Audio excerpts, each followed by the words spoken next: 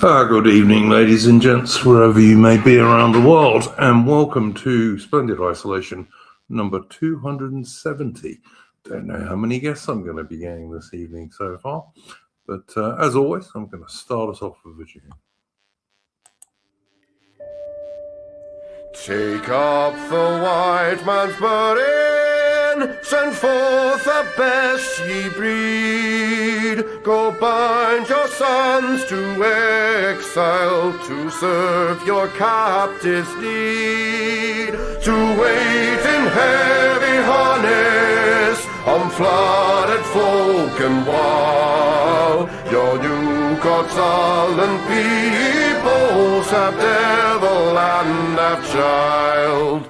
Take up the white man's burden, in patience to abide, to veil the threat of terror and check the show of pride. By open speech and simple, 100 times made plain, to seek another's profit and work another's gain.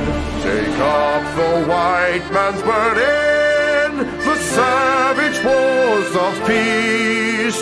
Fill full the mouth of famine and bid the sickness cease. And when your goal is nearest, the end for others sought, what's love that heed and folly, bring all your hopes to naught.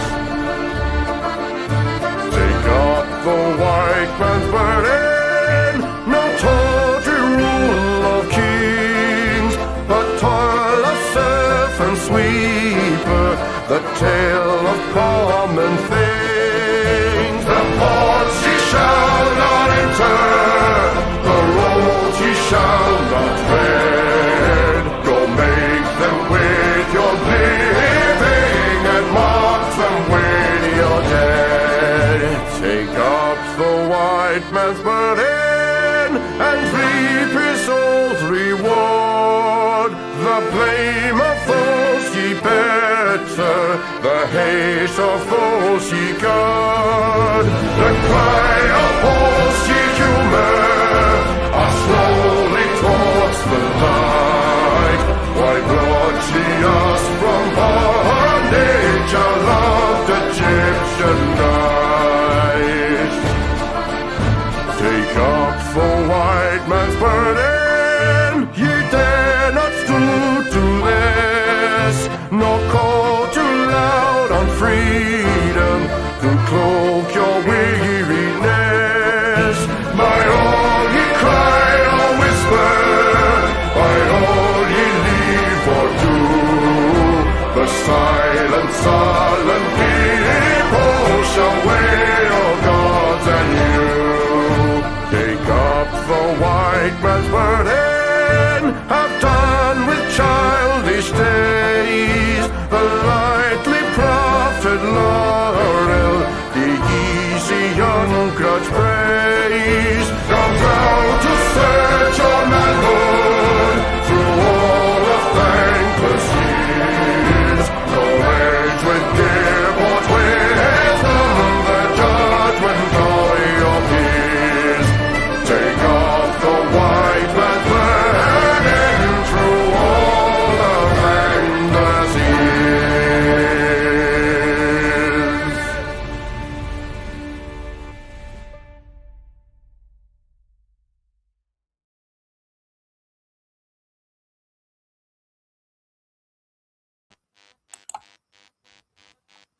And that was, of course, the excellent Chris Gard. If you like good music and you want to listen to good music from someone from our side of the political fence, then go and check out Chris Gard on YouTube. And you can also follow him on X, on Twitter, where we are also live at the moment.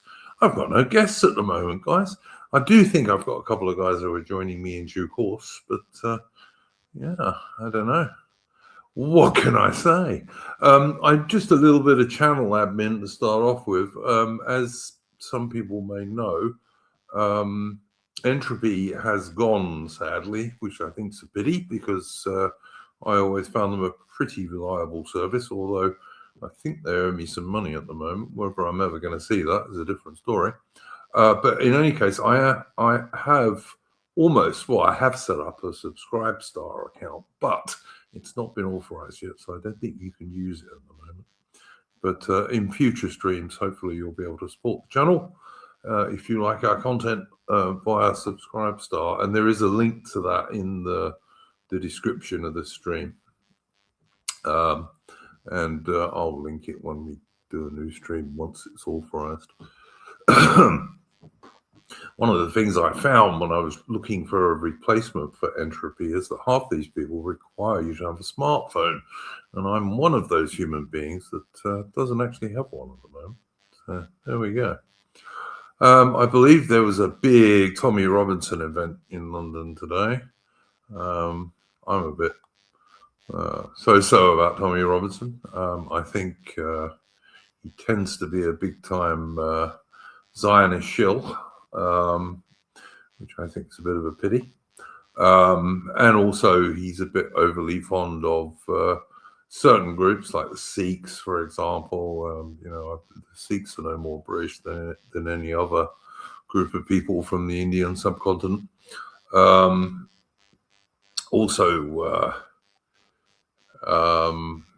We will have all seen the very unfortunate murder last week of the young lad in Southampton, who the police arrested after he was stabbed 4 times because the Sikh murderer said to them he'd made racist remarks, and our British police are so propagandized to be politically correct that they actually arrested the guy who was bleeding to death on the pavement and handcuffed him instead of giving him first aid.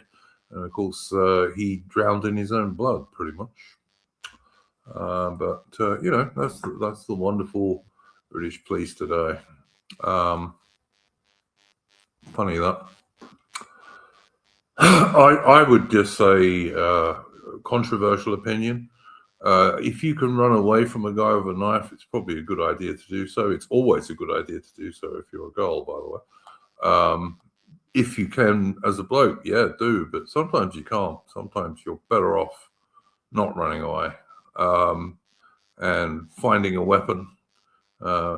Anything will do in extremis. Even wrap your coat or your jacket around your forearm, give you a certain amount of protection. And if you can get hold of the weapon and control it, he's not going to kill you. You might well end up getting bad cuts on your hands, but you're not going to die from bad cuts on your hands. But controversial opinion. And as I say, if you can run away, yeah, sure you should. But make sure you've got enough time. I mean, I'd be pretty hopeless at running away these days because I've had a triple heart bypass operation, and I can't run too far. So there you go. But yeah. So yeah, Tommy Robinson had an event today. I noticed there was a lot of people on the right, some of whom I don't mind, who went to that event. So that's interesting. I saw that Sam Melia was there, for example, who was somebody I supported when he was in prison, wrongfully in prison, merely for putting up stickers. He was there, although I think he did say in his post on X that he left before the gospel singing and all the other bullshit that Tommy Robinson events tend to attract. I think Carl Benjamin was also there, although Carl has come a long way these days. He's a supporter of Restore Britain, as am I. Aim high, vote low. Millions must go, as the saying goes. So, yeah, that's quite interesting too. Let me see what comments I've got in the chat while I waste time until my guests join me. I agree with you, Woodpip. I mean, I've got to be careful what I say on YouTube, of course. But yeah, Woodpip, it's definitely a very dubious situation. Good day, AI. How are you going, mate? Thank you. You're coming to rescue me while I was waffling. No, that's all right. That's okay. It's actually fortunate, Iron Duke, that I'm able to even get on here. We've in Britain we have experienced a very sudden and I guess you could say limitation on internet use without using a form of digital ID, um, particularly on certain like Apple devices, for example. Yeah, no, So I can tell you, AI, that exactly the same thing happened in Australia. That's why I am now paying for a VPN. I think if you're in Britain or Australia these days, you have got to get a VPN. It's just as simple as that. Because those government restrictions, it's because they're not aimed at stopping people going on porn sites. What they're really aimed at is people going on social media sites. That's what they don't want people doing. Yeah, if you're British or if you're in Australia as well, because the laws are very similar. Surprise, surprise. You do need a VPN these days, guys. And I used to get away with using a free VPN, but I found once the Australian government changed the laws properly, which they did a couple of months ago or 6 weeks ago or something, really. I had to have a VPN because there were just so many sites I couldn't go to without giving the government my full identity, which I have no intention of doing because it ain't their damn business. I mean, there's a good alleged pirate site for films, allegedly pirated, that I don't visit. And I have heard through the grapevine that that also has been blocked. So allegedly, people like myself allegedly can't access those alleged pirate sites. Yeah, no, it's exactly the same here, AI. And again, I would never dream of hoisting the Jolly Roger. I like to give Hollywood every penny I can. But No, yeah, yeah, this is one thing in this world I cannot stand is online cinematography and cinema piracy. It is the oh, worst form of yeah, piracy. it is. It is. It's far worse than those Somalian guys. And those Somalian guys are made excuses for all the time. Strange to say. Yeah, I know. I'm in the right part of the world for piracy, though. I got the sort of the West Country accent for it. Yeah, yeah. Oh, absolutely. Cornwall and also smugglers. Yes, yeah. So the Jamaica in bloody and Devon as well. Yeah, Plymouth. Yeah, yeah, Yeah, yeah. down Absolutely. Newton Abbot. Yeah, you get there's a great there's actually a funny story. If anyone's traveling between, and I think Alex Masterson, the Steam guy, really good chap actually, very good chap. He lives down in Devon.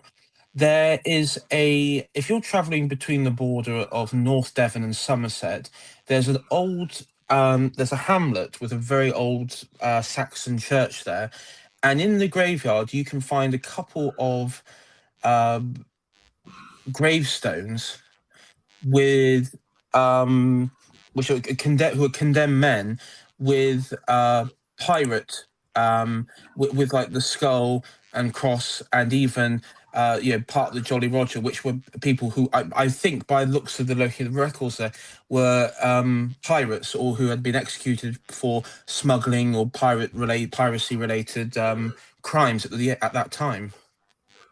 Richard Hughes in the chat, AI, is saying, "Have you got a parrot yet?" And so, of course, immediately he said that. I thought exactly what Aubrey then says. Because for anyone who doesn't know, Aubrey-Ality's got a parrot and two budgerigars, which are also technically parrots. So there you go. You see, I would to be a bit different as a different form of pirate. I would have a raven. See, I wouldn't even go for a parrot. I'd maybe go for like a raven or something like that. Just to be more sinister. It sort of fit my sort of my dark aura, dark energy sort of. Parrots tend to be a bit tamer, though. That's the thing. Yeah, They tend to be a bit tamer. Like, I if you got a raven on the deck of a ship, chances are it's just going to piss off. Whereas a parrot will probably hang around. Well, I'd keep the raven in the cage. I like wild animals. I do like wild animals. Most of my dogs that I've had have been part wild. Rescued from the streets, sort of wild dogs. Oh yeah. I mean, but to be fair, parrots are wild animals too. Well, yeah. But no, I do like more wild and domesticated animals. I don't know why. People don't realise, like in Australia, in budgerigars, for example, they live in the outback. I mean, the wild ones are all green, by the way. All the different colours are a human-made thing, but in the wild they're all green, but they live in enormous flocks in the outback. Mm. So I mean, parrots are wild animals, and of course that's the reason they became associated with pirates and sailors more generally. Is because they'd be in the Caribbean, and there are wild parrots in the Caribbean. So there you go. If anyone is in America, well, people listening in America or going to America and are going to the Carolinas, North and South Carolina, you can take a trip out to the site of where Blackbeard, I guess he ran aground and met his end. So I believe it was off the coast of South Carolina. Yeah, it's if you go to the British Virgin Islands, AI in the Caribbean, you can go to Dead Chest Island, and this is the dead chest associated with the song, ho ho ho, and a bottle of rum and all that stuff. And that's the dead chest they refer to, where they used to sometimes abandon pirates who had mutinied against their captain or stuff like that. And another interesting that used to be a big area for piracy. I say go back to the West Country connection.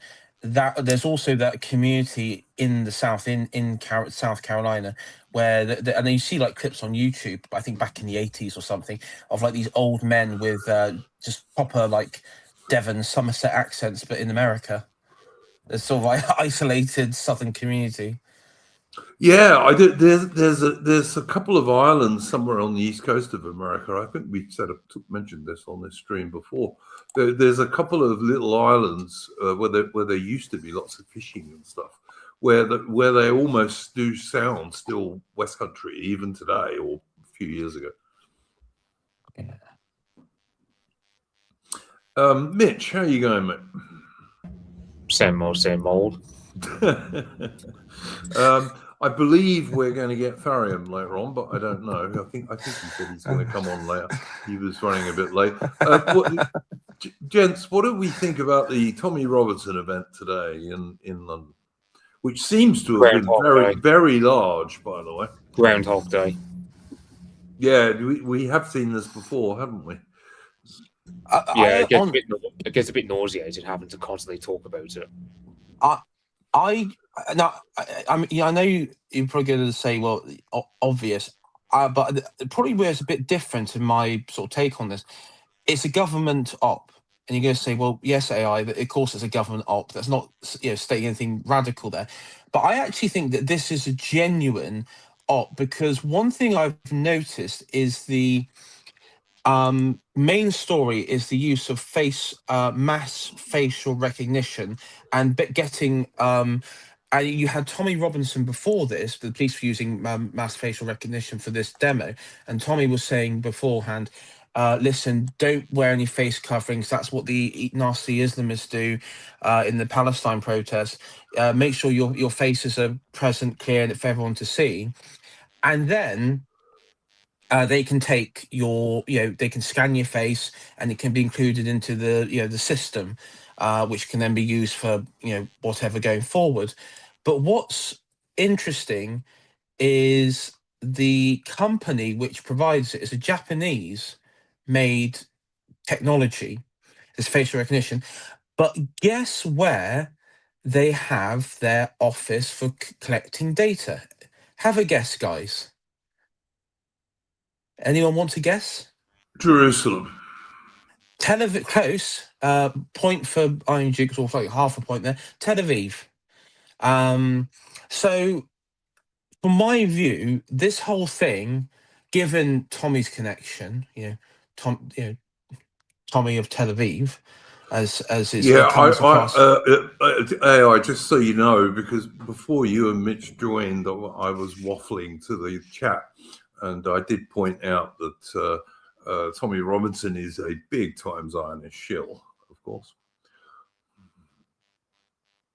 Yeah, and it looks like and I saw on a clip on going around as well of some of the Iranian diaspora who join in with these with the flags and all that. They've all been parroting the same line, saying show your faces to the police, like literally just saying it openly, just saying show your face to police so they can scan it. It will help prevent terrorism.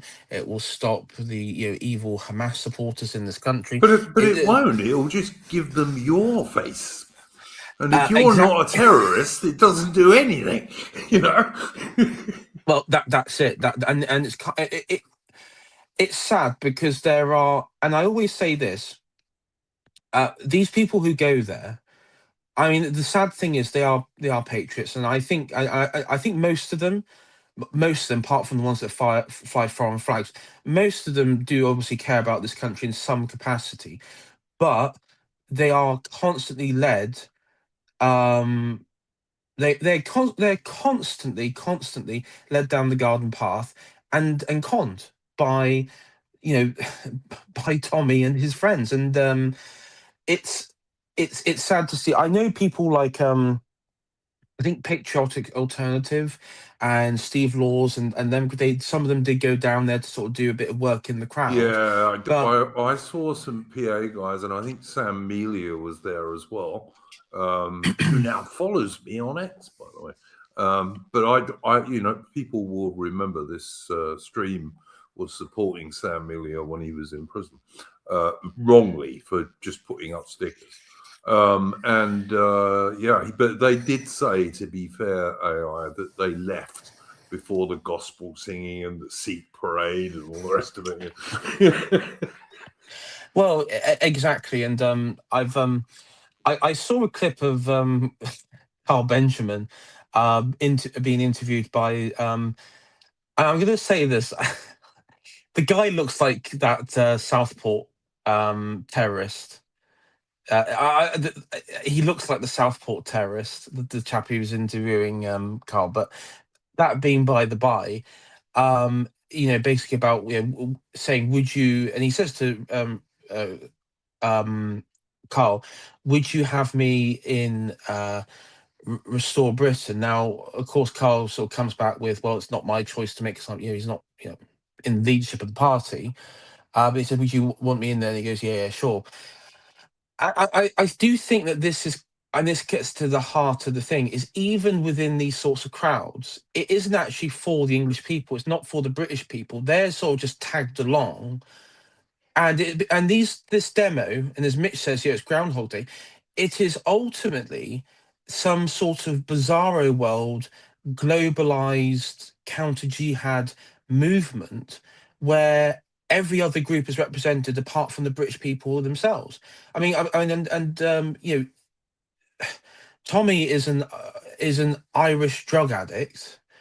He surrounded himself by Zionists and Iranian diaspora who are just complete nutters at this end, and then you've got the Hindus and the Sikhs and based Africans, and any sort of resemblance of British or English identity being expressed at these events goes out the window immediately. And then you have the worst of it, which is where the Union Jack is defaced in multiple. I mean, you have like the mixing of the old Persian flag, but then you got, of course, the infamous one, which I know sets you off, Iron Duke, is the combination of the Star of David on the Union Jack. Look, it just annoys the fuck out of me that in London you constantly have people with fucking Palestinian flags and people with Israeli flags, and this barbaric civil war, which has been going on in the Middle East for decades and decades now. I mean, since 1948, let's be honest. This gets brought onto the streets of London. It really annoys me. And it's got nothing to do with Britain anymore. Well, and look at the two demos as well. Like it's the right. I guess you could say the more nationalistic elements of Israeli politics is behind Tommy organizing this demo, and then but if you look at the organizers from the pro-Palestine march, it's made up of left-wing Jewish people who have who are into the sort of left-wing politics of this. And so when you look at it as the whole, none of it has anything to do with British people or Britain, and it's just our capital, and it is our capital, is being used by the most despicable people on this planet to promote some of their own politics. Well, speaking as a real Londoner, and I was born in inner South London in the 1960s, and it's not a British city anymore, London. I mean, I think we can get it back. I do think we can get it back, but at the moment, it's not a British city at all. Absolutely not. And it's this is one of the things, like, any movement that professes to be right wing or is allowed to be right wing is ruthlessly crushed. And I do have a problem with I have a problem with people who use foreign nationals as a sort of like a visual promotion of their movement. I mean, I think the worst of it is obviously Reform and what they did with that Bangladeshi Boris Wave guy who was running for candidate, but he lost, by the way, and thankfully so. But you also have the excuse me, Advanced UK with Ben Habib's lot. That was made up of totally of non-white English people. Half of them weren't even born in this country. And then, of course, you don't. Not to mention what goes on in the Conservative Party. I mean, they're not right wing, so you can discredit them. And unfortunately, I noticed today, particularly on today, but in the past few months, that same lobby of people that Carl and Tommy are part of are pushing for Restore to go in that direction. And I've said it before. If Restore go in that direction, they are dead. They're just dead in the water, because what Tommy represents is there is no momentum, there is no vision, there's no movement. What he does is he suffocates a movement. And that is the I mean, he needs to be got rid of in the figurative speech of how the right. I'm not talking about literally, but I'm talking about in how the right. He should be exiled from our side of things, because he has sat with foreign nationals who have cursed our country and our people. I mean, if I was sat across somebody who said that about, I'd slap him across the face. I would not take that. I would slap him across the face, or at least walk out and tell him to go fuck himself. But he is. Can I just say, Richard Hughes says, I don't trust Carl. I presume he means Carl Benjamin. I don't know. I think Carl Benjamin, aka Sargon of Akkad, has come a long way in the last couple of years. He really has. He's still a political retard. Oh, look, I still think he's basically a liberal. But he has come a long way, and he is surrounded by a pretty good bunch of people at the Lotus Eaters. Okay, but he keeps telling Rupert Lowe to associate himself with Tommy Robinson. So yeah, I thought he'd only done that once, Mitch, but that's a bad idea for sure. Yeah, that's it's like Sargon. I mean, I just look at him and go, whatever you can say, but I just think he's got. I mean, when he comes to him commentating with politics, it's best to just ignore him, because is often more wrong than right about political strategy.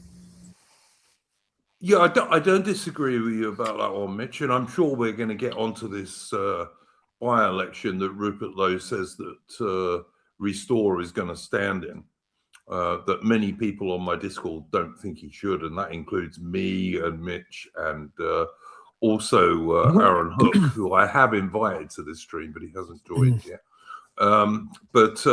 Yeah, I mean, I don't think Restore should stand in that seat because I think tactically they would be better off leaving that one to Reform, which they're probably not going to win anyway. But whatever, you know. But we'll come on to that in a minute. I was just going to ask Mitch, what's your take on all this stuff that AI has been talking about? Regarding the whole Tommy Robbins stuff, I just get tired of talking about it because it's just constantly Groundhog Day. Like what? No one who listens to us really. It's like, I'm not surprised about whole facial recognition software being Israeli, because I mean it's like, what is it? Palantir. They've got links to Mossad, I think, and as well as CIA, and a lot of networks of that sort have strong links to Mossad and CIA. As well as and MI5 also tapped into Five Eyes and that kind of stuff. It's just. I noticed, by the way, that one of the Raise the Colours guys got arrested by about 12 British cops. I think, I'm not sure if it was at the Tommy Robinson thing. I think it was. But about 12 cops arrested him. I mean, and for one bloke, it was a bit ridiculous, quite frankly. But I always think it's interesting. These guys get arrested, but the pro-Palestinian demonstrators and the extreme lefty just stop oil types, none of them are ever arrested, you know. And they're all on the street singing "Shoot him in the neck like Charlie Kirk." That's what they were singing. They were saying shoot people in the neck like Charlie Kirk. Really lovely people, those, and cops don't arrest them, of course. Yeah, I saw that clip as well. He was sort of set up. Maybe I think by the looks of it, that was a trial run. He was caught by the facial recognition software, but apparently, so yeah.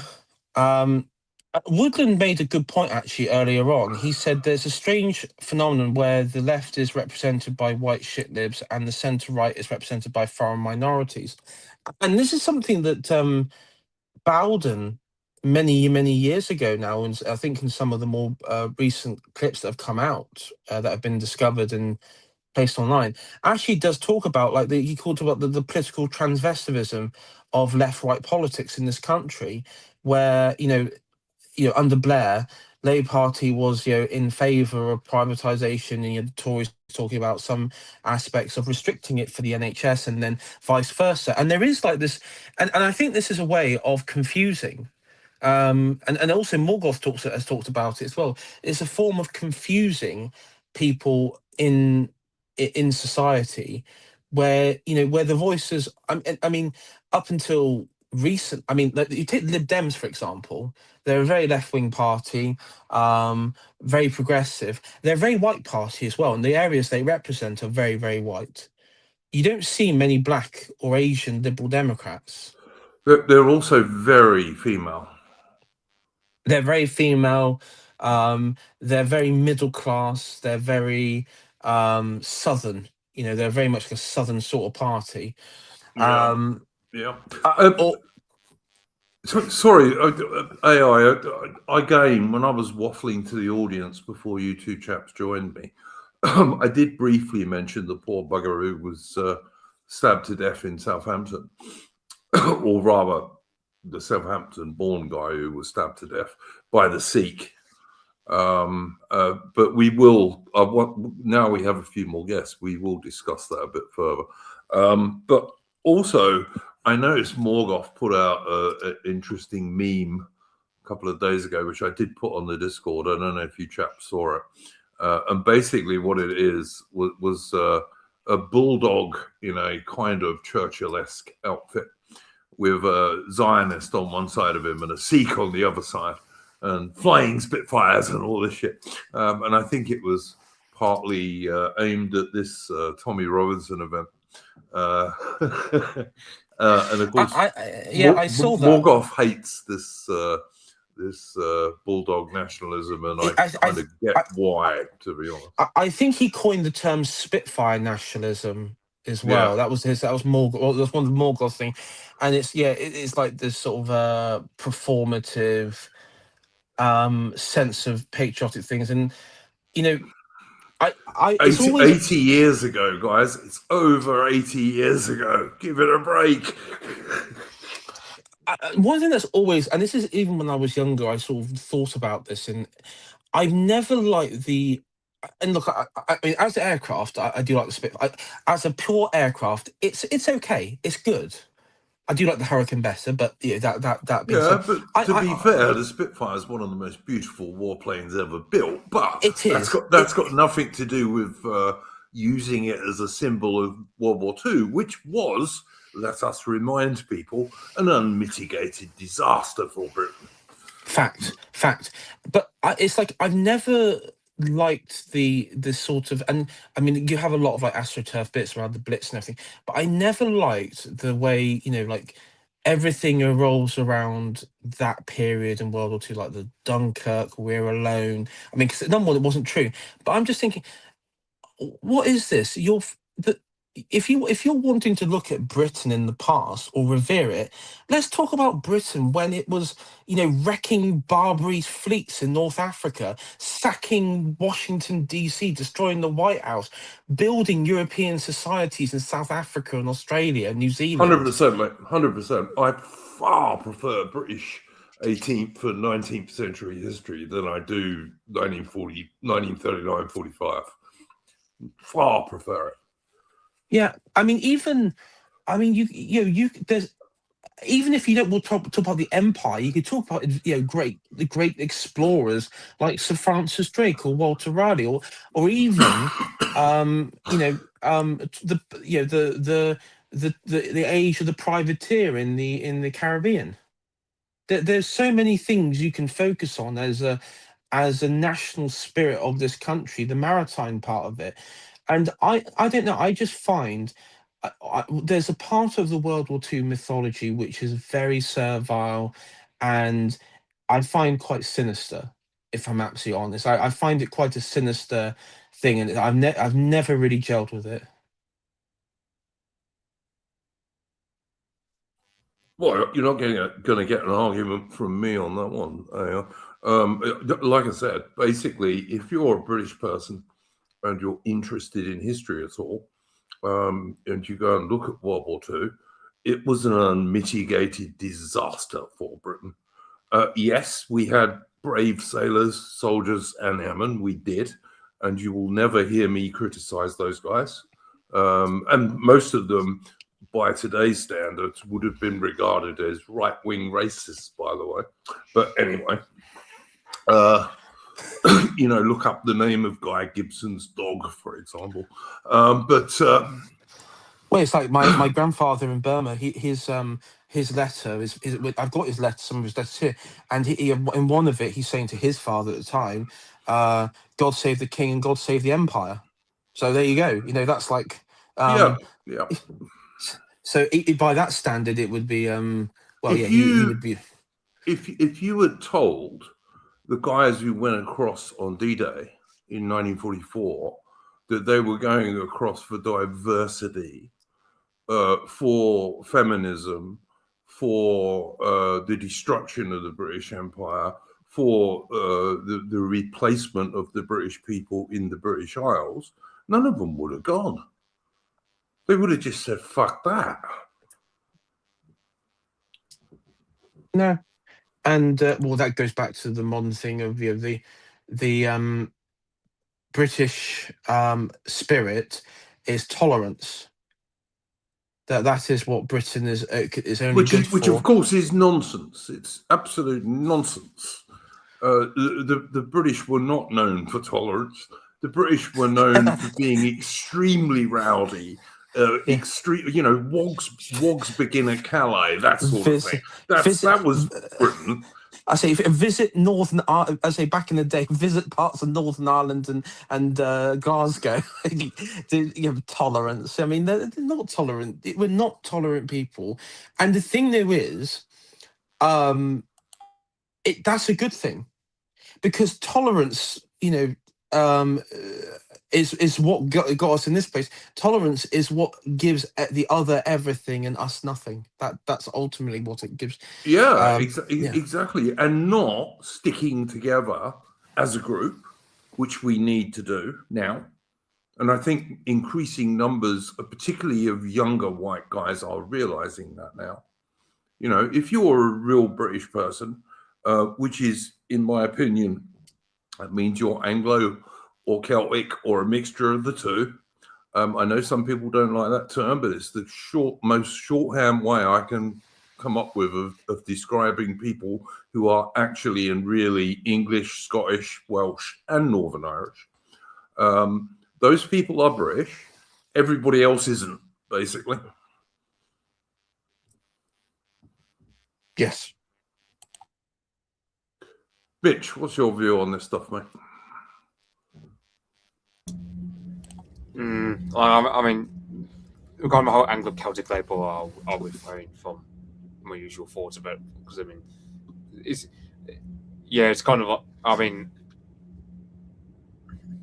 the World War II stuff. I mean, the thing is, how much of that is just literally just the boomers holding on to it, and how much of that will just dissipate once the boomers are gone? Because it's like because it's like people talk about Hitler being uniquely evil. Well, once the boomers are gone, Hitler will just enter the pantheon of bad guys akin to like Timur or Napoleon or whomever else in history.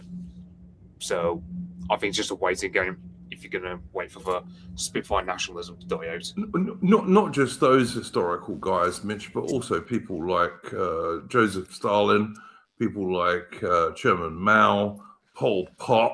I mean, there's been plenty of people around who are equally as bad as Adolf Hitler. I'm sorry. No, Pol Pot was amazing, and I do like his agriculture policy. You're just determined to get this channel banned, aren't you? Yeah, of course he's joking, YouTube. But no, there's always been really vile, evil people in the world. This is not something new. And this claim that somehow Adolf Hitler is especially evil over and above anybody else is just bullshit, Adam in the chat is saying, and I did send you a link, by the way, Adam, is saying that AI, you can tell you don't wear glasses. Yeah, true. That is bourgeois. that is bohemian bourgeois luxury, and a sign of counter-revolutionary physiognomy, which just cannot be tolerated. All right, we're probably not going to get Arman this evening. Well, that's a shame. It's always a shame when Arman doesn't join us. All right, guys, I suppose we need to briefly, and I will ask you guys if you've got topics you want to bring up, but we should probably briefly address this poor chap who was stabbed to death by a Sikh immigrant in Southampton, I think. And hang on, Adam has got a question, which I'll put on the screen, and then we'll get back to it. In lieu of a subject, is it better that Burnham run and lose to reform, or win and Labour continues to decline anyway? I will pass that over to AI and Mitch. What do you think, guys? I'd say the first one, because optimally you want reform to narrowly win. In that way, Burnham carries on a blame game with Starmer. The Labour Party tears itself for infighting, and because Starmer is still head of the Labour Party by the time of the next election, you just get total obliteration. Whereas if Burnham gets in charge, it will lessen the damage that will happen inevitably. So I want Starmer to be in charge for the next election. It helps us. What do you think, AI, about that one? I want Starmer to crush this Fabian Zionist, Quaker insurgency from within the party. So I agree with Mitch. The best outcome would be Andy Burnham loses, and the leadership, because Keir Starmer will be on the ballot as a default. No one will vote for Wes Streeting because that guy has too much skeletons in one's closet, not to mention Mandelson and that sort of people. So ideally, it would be better if Starmer was to continue out. I think. I agree, guys. I think that's the best idea, and because I support that, I don't really want Restore to run there, to be honest, because I would like Reform to just about win it. And if Restore run there, they are, in that particular case, they are going to split the vote a little bit. Yeah, for no great gain, because they're not going to win there, I don't think. I think there is the reason. I mean, one thing we didn't mention as well last time is during the local elections for Great Yarmouth, the seats within the Great Yarmouth district, which was 9, Restore won all 9 of them. So they cleaned the board. They did better than I thought, and I did find out, because I thought it was 10 actually, wasn't it? It may have been. I think it was 9 or 10, but I knew it was every seat in Great Yarmouth, and I know that because I did like a video several months ago now, a few months ago, saying like this is how they should win everything and tactics on the ground, and they were obviously able to maybe someone listened to my advice, because I did say about collecting data and everything. And I think they've sort of and I know because I think that's a quite popular video of mine. And I know that people in Restore that were watching it was referenced on a few places, like on the Lotus Eaters, I think, as well. But I said to that at the time, if they could win a couple, maybe not all 9 or 10 or whatever, but if they could win maybe half or 4, something like that, that would be good enough. If they didn't win any, that would be a problem, because it then gives credence to likes of Matt Goodwin and all the others in Reform that would just go say, haha, you guys can't win at all. But my problem is, if they were to stand that by-election, they would lose anyway.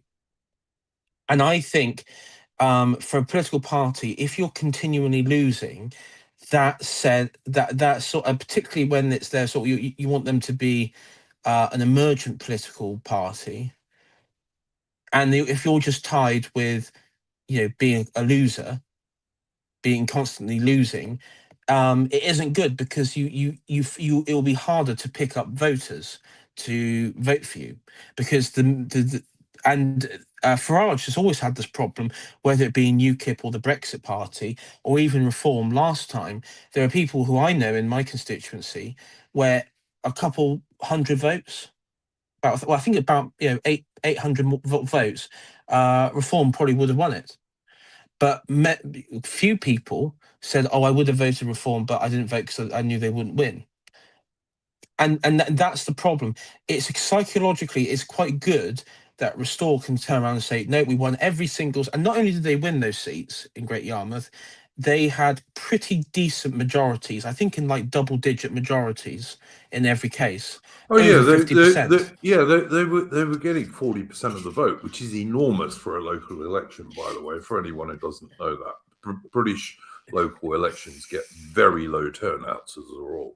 There was one ward, I think, that got for the Great Yarmouth. He got a Restore candidate got 51% of the vote, which was very good. Absolutely. But I do think, I don't think there's any particular reason for Restore to run in this seat that we're talking about now, that Alman asked about. I think they should just leave that one to Reform UK. But I believe Rupert Lowe said they are going to run there. So, we are where we are. Yeah. I mean, I know Aaron Hook, for example, who again I did invite on the stream. Aaron Hook said that Restore shouldn't run there, and I agree with him. And I think it sounds like all the rest of us do too. Certainly, AI and Mitch do, and from the chat, it seems that Adam broadly does too. But you know, we're not in charge of Restore UK. Rupert Lowe is, and Rupert Lowe says they are going to run. But yeah, I think that's a mistake personally. But you know, no one's going to do exactly what I want, sadly. Yeah, Adam, and Steve Law said that they shouldn't run there, but now they are going to run there. He said, "Well, in that case, you got to support them," you know. So, which I suppose is fair enough. I like Steve Laws. So I'd like to have Steve Laws as a guest on this stream. If anyone knows Steve Laws who's listening to this, or if by any chance Steve Laws himself listens to it, mate, you are welcome on here anytime you like. Just get hold of me on X, and I'll invite you anytime you want to come on. But yes, I think that possibly is a mistake. But like I said, you know, Rupert Lowe's the head of the party, and they've decided they are going to run there. So, you know, I mean, there will be a lot of publicity there, I suppose. There's this because of the fact that it's going to have a importance for the Labour Party. But I mean, my view of the Labour Party fighting for the leadership at the moment is it's a bit like getting into a punch up for a cold bath on the Titanic, to be honest with you, because you know, if that's what's going to happen to the Labour Party, they're going down. Whatever happens at the next election, they're going to be destroyed at the next general election, and good. Just like the so-called Conservatives, they need to be consigned to the dustbin of history where they belong.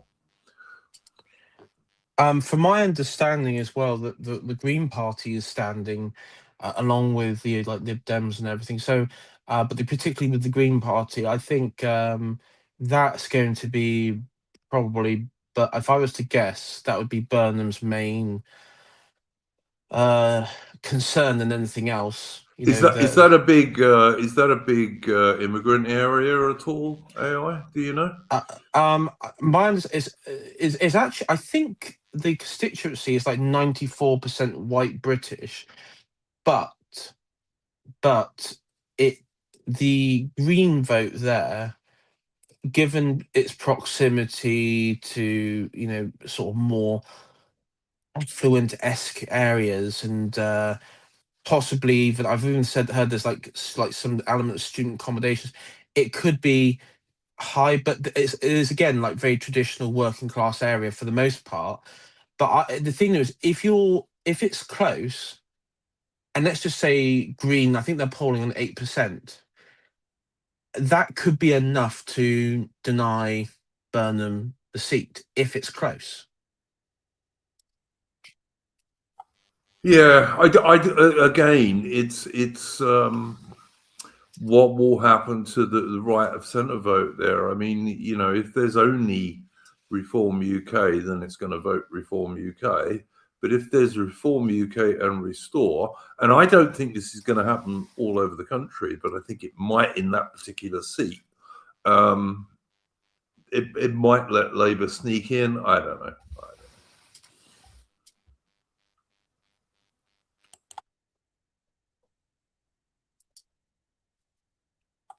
Yeah. It's a matter of. I mean, on one hand, yeah, there's an argument to be said that, you know, the idea of splitting the vote is just. I mean, but the fear of it is what helped to lead us here, because, you know, people voted Tory for that excuse. Then they voted, and then you got Reform using that excuse. But it's also a matter of, well, you have to be strategic about it. And, you know, I'm seeing like people on my Twitter going, "Oh, well, Restore won Great Yarmouth." I was like, "Well, Great Yarmouth had Rupert Lowe in the area, like, and it's, you know, you had home grid advantage. Whereas with Makerfield, you haven't got a single Restore councillor in that neck of the woods, or any sort of local game beyond a recently started up branch." I think it's pretty clear that we all don't think that Restore Britain should stand there. But, you know, as I've said, we're not in charge of the Restore Britain. And Rupert Lowe is, and he said on X that they are going to stand. So it seems like they are going to stand. And as Adam pointed out, Steve Laws was against standing there, but now that Rupert Lowe has said they are going to stand, then he thinks we should all restore our support, which, you know, I will do, because I want Rupert Lowe to be the next Prime Minister, basically. Well, the next Prime Minister after the general election.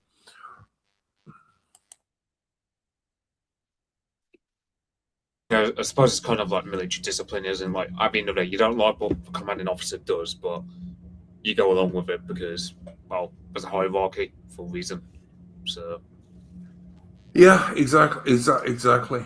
All right, guys. I did, as I say, when I was waffling to the chat before you guys joined me, I did briefly talk about this poor bugger who was stabbed to death by a Sikh in Southampton, I think. Now, he was, I think, 18 and a student, and he tried to run away. And I pointed out in my little homily that that's not always the best thing to do against someone with a knife. It is if you're well away from them and you easily can, but if you're close to them, it's not always the best thing to do if you're a man. Sometimes you're better off controlling the weapon, because if you control the weapon, it can't kill you. You probably will end up with badly cut up hands, but I've never heard of anyone dying from badly cut hands. But anyway, this poor bugger was stabbed 4 times by a Sikh immigrant who told the police that he stabbed him because he made racist remarks to the Sikh dude. And of course, the police, being completely propagandized, believed him. And instead of giving this poor bastard first aid, they handcuffed him. And he basically drowned in his own blood as a result. This is the state that Britain is in. You know, a murderer can say someone was racist to him, and the police will arrest the guy bleeding to death instead of the immigrant. I don't know if the panel have anything to say about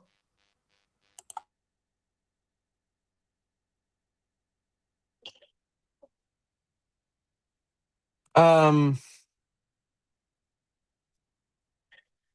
well, it sort of reminds me of that incident in Germany where there was that terror attack, and there was not a terror attack. There was a knife attack against an AFD candidate, and if you remember, there was that Syrian chap with Iraqi with a knife, and he's standing over he's in this tussle with this AFD chap who's trying to disarm him. This police officer comes in, tackles the German guy, and then gets stabbed. And the police officer, while he's on top of the German, gets stabbed in the neck by the migrant, and ultimately dies.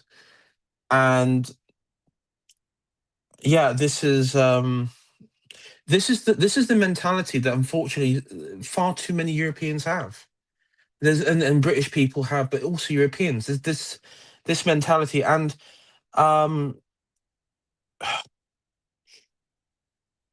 you know, I think in that case with the police officer, he kind of deserved it in that German case because of the shit that he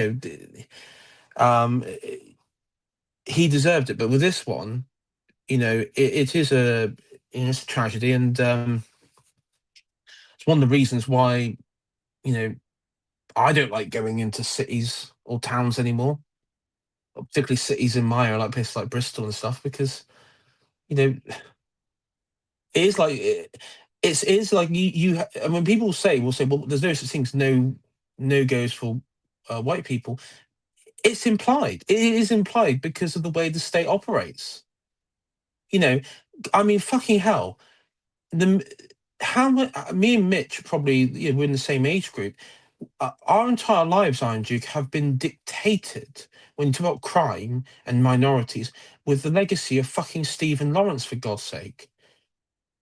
That particular crime has determined on how policing is done in this country with ethnic minorities.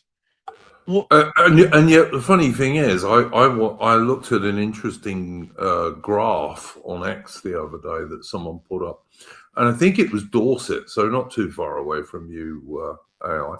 And Dorset apparently has a 4% immigrant ratio, but 44% of the sex crimes in Dorset are done by immigrants.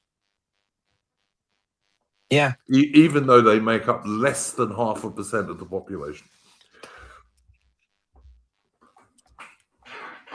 It's just incredible. You wouldn't believe it if you didn't double check it and it was true. Yeah, it doesn't surprise me, and yeah, this is gonna get worse. I think this particular story, unfortunately, I it will. I don't know if it will gain much traction. I know, and also this is the thing. It comes down to it. The Tommy Brigade, and even the guy who I interviewed, who's just turns out to be another like Tommy-esque tard, that who attend those protests and demos at migrant hotels, because this was done by an not a Muslim. Even they're not interested in it, because it doesn't fit the counter jihad narrative. So yeah, the counter jihad thing is very true, and there are people like Tommy Robinson who, because I think because they're Zionist shills, basically, that's the main reason they're into this counter jihad stuff. It's got nothing to do with Britain, really. Because listen, I don't like. Don't get me wrong. I don't like jihadists in the least degree, but then I don't like Muslims generally, to be honest with you. But I equally don't like Hindus, and I don't really want Christian Africans either. Yeah, that's 100%. It's, as far as I'm concerned, if you're not British, then the only reason you should be in Britain is for something very temporary, or as a tourist, or in a few cases, if you're married to an actual British person. Otherwise, no, not at all.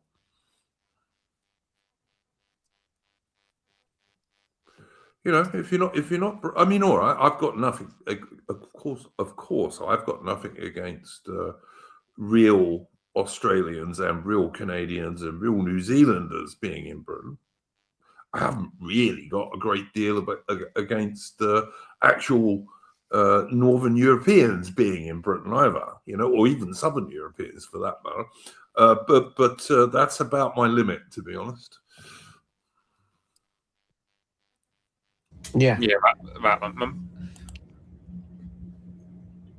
I mean, yeah, it's one thing's where for a long time, like, there's always been the whole idea of a base Sikh, and now I think that idea is dying off more and more with stuff like this, where, I mean, in Canada, it's dead, and over here, it's beginning to die out. Yeah, and also, yeah, I mean, so I can say, for example, I saw one cottage I went Aberystwyth in central middle Wales, where it was selling for something like 150 grand. I thought that seems too good to be true. I mean, I looked at the demographics of Aberystwyth. A lot of it's students, and of course, because of the way the universities are these days, a lot of diversity. So, you think these are Aberystwyth on paper, it ought to be a nice town in Wales, but yeah, the diversity is everywhere. And also got I know, like, one thing about the Labour leadership qualities, and you got Angela Rayner, who is put as one particular candidate for that, and she's one of the main people behind what they call Operation Scatter, which is they're going to force migrants on every square metre of England, in the villages, in the towns. I think that's a mistake, Mitch, on the part of the people in favour of this shit, because I just think that's going to turn people against them even more quickly. Because the people they're going to hit are the people who've never been affected by that, or are going to be people who've already moved to get away from it. Yeah, it's like you've got what's another town, Epping, in Essex. That's full of Cockneys who just moved there. Then the diversity caught up to them, and they're like, screw it, like, we literally can't afford to move anymore. So they're a lot more militant than otherwise would have been. And it's the same with it's not my neck of the woods. We're getting a lot of diversity imported from like Birmingham because it's starting to spread out, and well, that's why reform was so big in my town.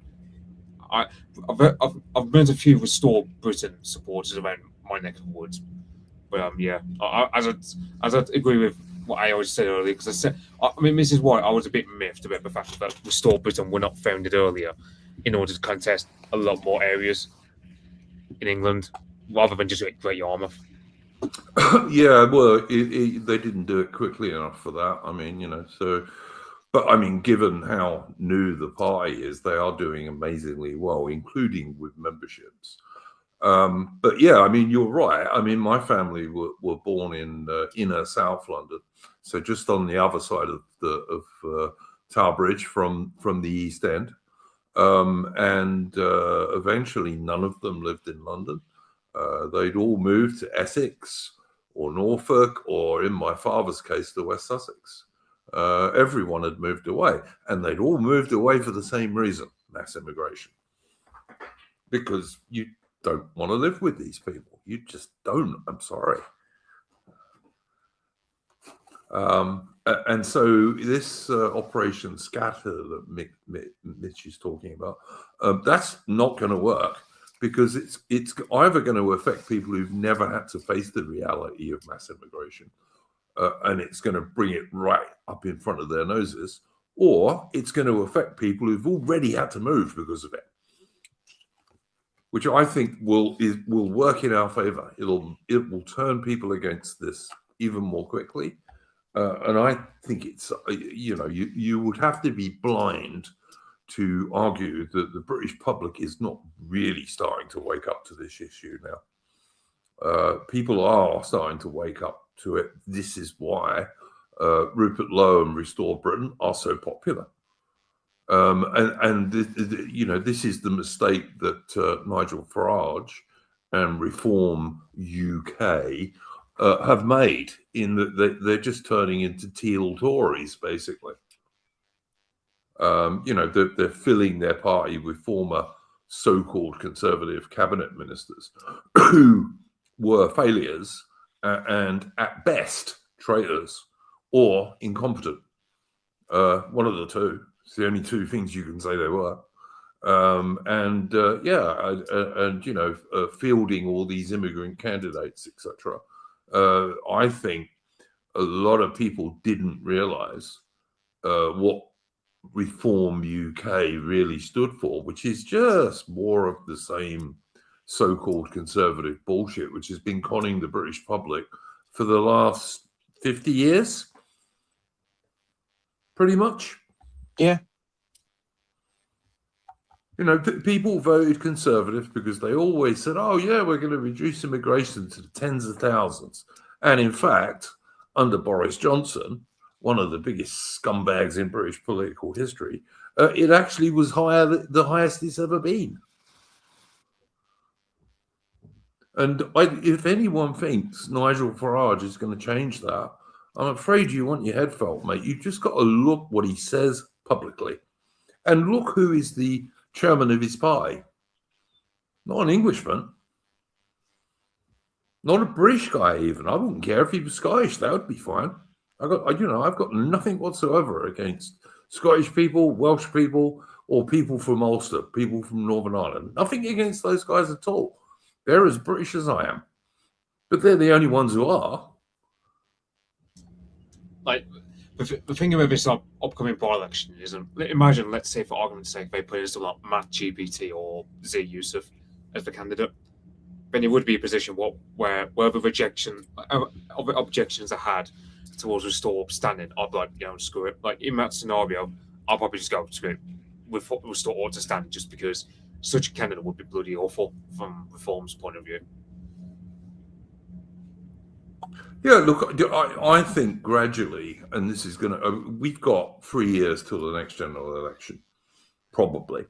I mean, it's certainly possible the election might be 6 months or maybe even a year before that, but it's unlikely because, Labour can see they're going to be destroyed at the next general election. But, political parties do strange things sometimes. and they are going to be destroyed at the next general election. But during that 2 or 3 years, Restore Britain have the chance to solidify themselves as the actually right-wing party, because at best, Reform UK are a kind of Thatcherite Till Tories. That's the best you're going to get out of those guys. They're not going to make fundamental changes. They don't even claim they will, really. But Rupert Lowe and Restore Britain might. You know, if they do half of the stuff that they say they're going to do, then Britain is going to start improving for the first time since about, I don't know, 1965, something like that.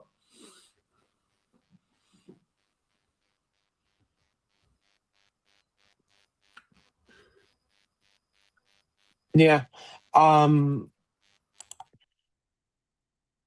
mean, for me, and that's one thing that I've been very keen on, sort of hoping that, reminding people with Restore to avoid. It's because these people on on the Zionist right stuff and the organized right on this country, will want a piece of the action from Restore. They will want a piece of the action, and they will want to try and bend it, corrupt the message, and I will say I don't have much faith in Rupert as per se, but I do have my faith in like the likes of Charlie Downs and everything. And as Lowe yourself as a jet, Lowe is a big Ayn Rand, and Ayn Rand, of course, is you. This is where you come from, Thatcherism. But the trouble with Ayn Rand as well is any sort of readings from her perception of the world is that it should be an economic zone, and that a man who actually has faith, who believes in something greater than oneself, is a negative quality. And that is something that I mean, in many ways you could say that is the archetypal perception of reality for a boomer. When we talk about boomerism, it's kind of like, yes, but there is an element, not selfishness, but looking within, not looking upwards. Yeah, look, I don't want to get on Rupert Lowe's back this early in his career of as the leader of a party. I see your point. I think we've got to see what happens. It is very early days. They've been a political party about, I don't know, 10 weeks, 11 weeks, something like that. So let's not bash him for stuff he hasn't done yet. He's been making some very positive noises about ensuring that Restore Britain candidates are going to be British, and that certainly the leadership of Restore Britain is going to be British, actually British, rather than paper British. And I think we've just got to wait and see what happens on that. I mean, if he does bad things, we will certainly say so. But he hasn't yet. So, and as you rightly say, he's got some good young blokes around him. So Yeah, that's the thing about Rupert Lowe is Nigel Farage really doesn't like. He's a bit too much of an egotist to have anyone try to outshine him. So that's why he's purged a lot of people. But then you've got Rupert Lowe, who, at the end of the day, Rupert Lowe is a boomer, and we're all going to be a lot of boomerisms attached to him. You got to factor he made his fortune under Thatcher, so that's why he's going to be a Thatcherite. In much the same way that, you expect like a French boomer to be like massively in favour of Charles de Gaulle, for argument's sake. And then you've got, and then let's say, you have the young talent around Rupert Lowe. I mean, Harrison Pitt, I'm mainly thinking of. I mean, Charlie Downs. I mean, the jury's still out on him because at times there are times where he becomes a bit of a tradcaf retard akin to what you get with Fuentes types, where, there's that post he made back in November where he said, oh, well, Britain is getting what she deserves when it comes to mass immigration, all the rape gangs and stuff like that, because he said, we lost spirituality and blah, blah, blah. And it's a bit, Charlie Downs can. Yeah, no, I don't disagree. I don't disagree with what you're saying there, Mitch. Can I just answer Woodpit in the chat here? Woodpit says Restore should ban those Sikh swords and get some positive publicity. All right, first of all, they're daggers, not swords. But secondly, I don't want the British government, including Restore Britain, to ban any weapons. I just want them to change our self-defense laws, so that if you're actually British guy, you can carry one. I'm not in favour of these weapons bans. I would actually like Restore Britain to make it easier for real British people to own guns. That's the real answer. It's these knife bans and all that don't work because the amazing thing is criminals don't take any notice of those rules. They just don't. So I'm not in favor of these weapons bans at all. I think they're all retarded.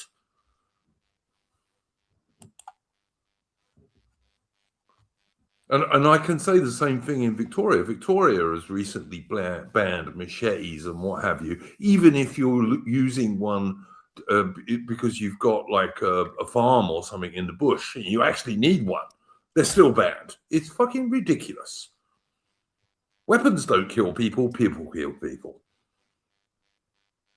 And I wouldn't ban Sikh daggers, but I would ban Sikhs.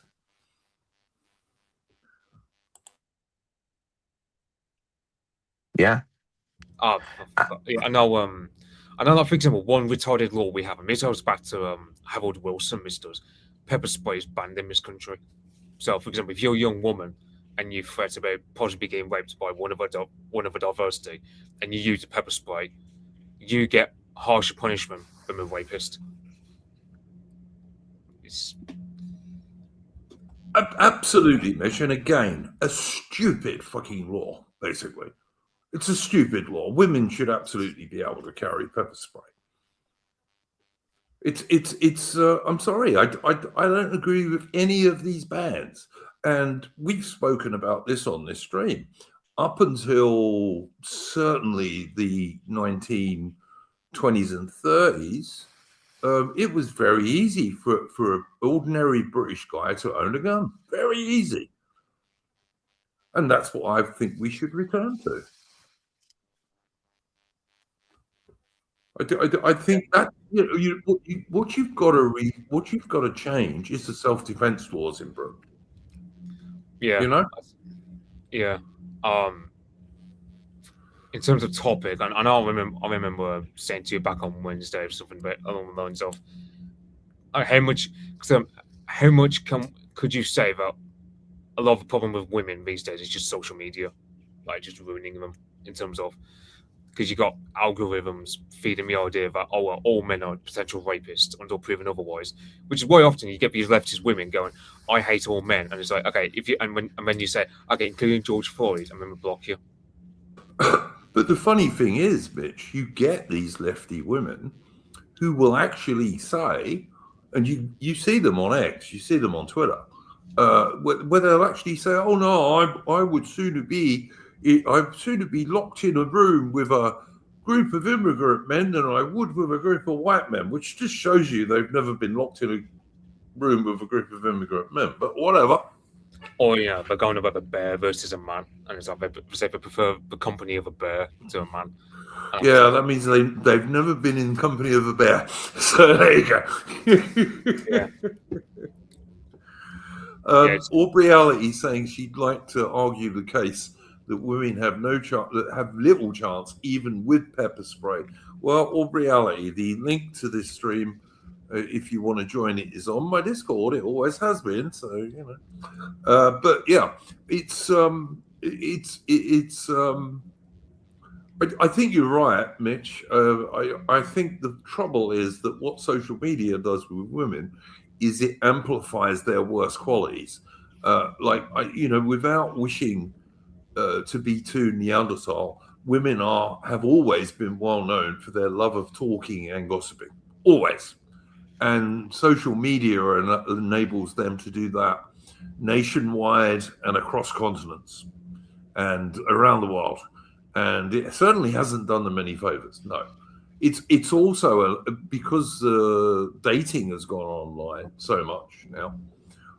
What it enables is it enables women who are in reality 5s and 6s to chase the top tier men, the 8s, 9s, and 10s, who wouldn't look at them twice in reality, but online they might, especially with all the photographic filters and all the rest of it that women use on social media, as well as, of course, the makeup that women wear all the time. And I'm not one of these strange right-wing chaps who's against women wearing makeup. I think women wearing makeup is fine. They always have, going back to ancient Rome.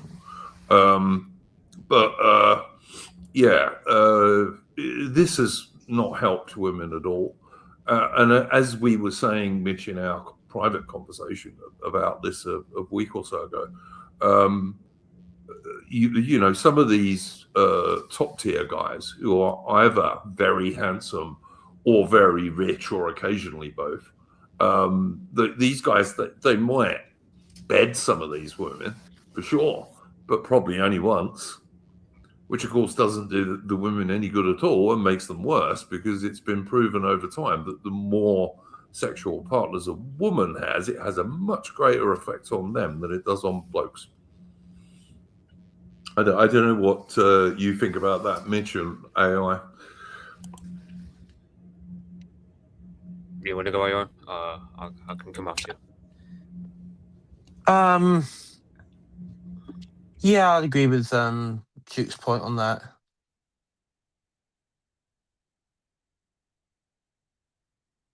I was going to say, no, I'd say I largely agree with that point, and yeah. Mitch, what were you saying? Yeah, I just think, yeah, because I mean, there's a lot of people who say, oh well, there's this factor, like it doesn't help also about women. A lot of women aren't for SSRIs or for just the pill in general. So, people wonder why guys like Timothy Chalamet, Clavicular, are so big amongst women, and the sort of a twink, as we would call them, why they're so big amongst women is because of that, in part because there's a big chunk of women who are just on the pill, and it really warps their brain chemistry to the point where they're not chasing after the sort of Clint Eastwood kind of men. They're chasing after the twinks, and well, that also does its part to poison the dating market, doesn't it? I mean, well, there's also, to be fair, Mitch, I've got to say there are a lot more twinks around these days than there used to be when I was a young man. One of the things that I think is really noticeable is how feminized so many, present company accepted, but how feminized so many young men are today, because the education system is so totally against any form of masculinity, Yeah, and there's always there's a lot of women that I see who push back on some of the stuff we say by going, oh well, this is the fault of weak men, and it's like, well, it kind of goes, it takes two to tango, though, like, because how much, for example, you take on one hand, yeah, you can say modern men really just turned into weaklings, but also it's a matter of how much of it also is just the women pushing, because a lot of men are responding to the incentives, and one of those is, well, guys like Clavicular are becoming a big thing because women just go for that. Yeah. So you got Nick Fuentes, who it doesn't lack a female company. Like there's no lack of women who find Nick Fuentes attractive. I don't know if he finds them attractive. I don't know if he finds them attractive. Nope. I have my doubts about Nick Fuentes, I gotta say, but sorry, Fariam, I'll get to you in a minute, mate. I just wanted to say that Woodpit makes the good point in the chat. It's weird how boyish many modern men look today. It is. Yeah. If you look at pictures of our ancestors 50 or 100 or 150 years ago, photographs of them, and they're the same ages as many modern guys at 18, 19, 20, 21, they look much older, much more grown up. One big thing is that food these days, even compared to like 100 years ago, is a lot softer. So our jaws don't develop like they used to back then.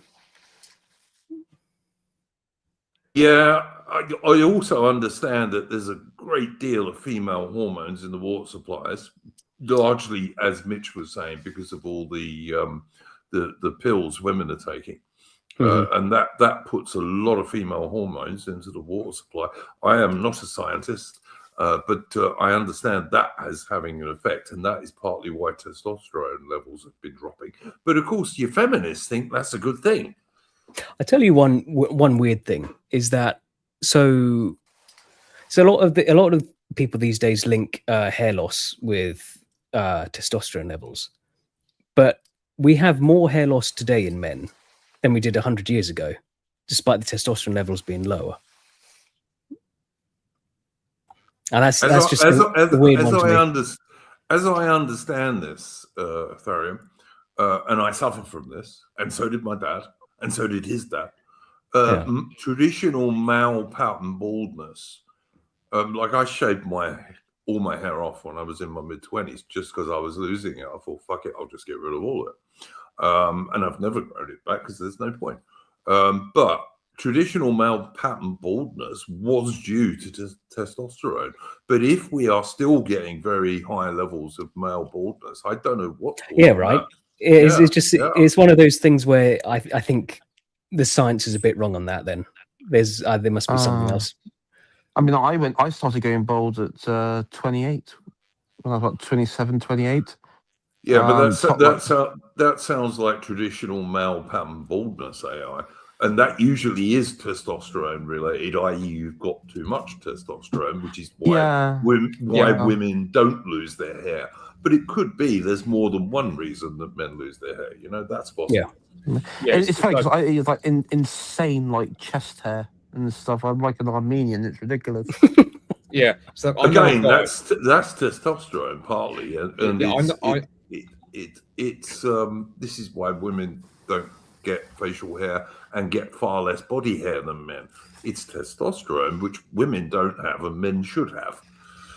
Yeah, I know one guy near me who he's got no hair on the top of his head, but he's got hair on the sides and back, and he's younger than me. Like, because I turned 25 recently, and he's yet to turn 25 later this year. And then and it's a matter of. But meanwhile, like the rest of his body is like he's as hairy as like a Turk. Yeah, but it's like as I say, I started losing my hair in my mid-20s, very much like AI, and yet, when I was in the military and if I had a parade, I couldn't shave the night before. Some blokes could shave the night before. I couldn't.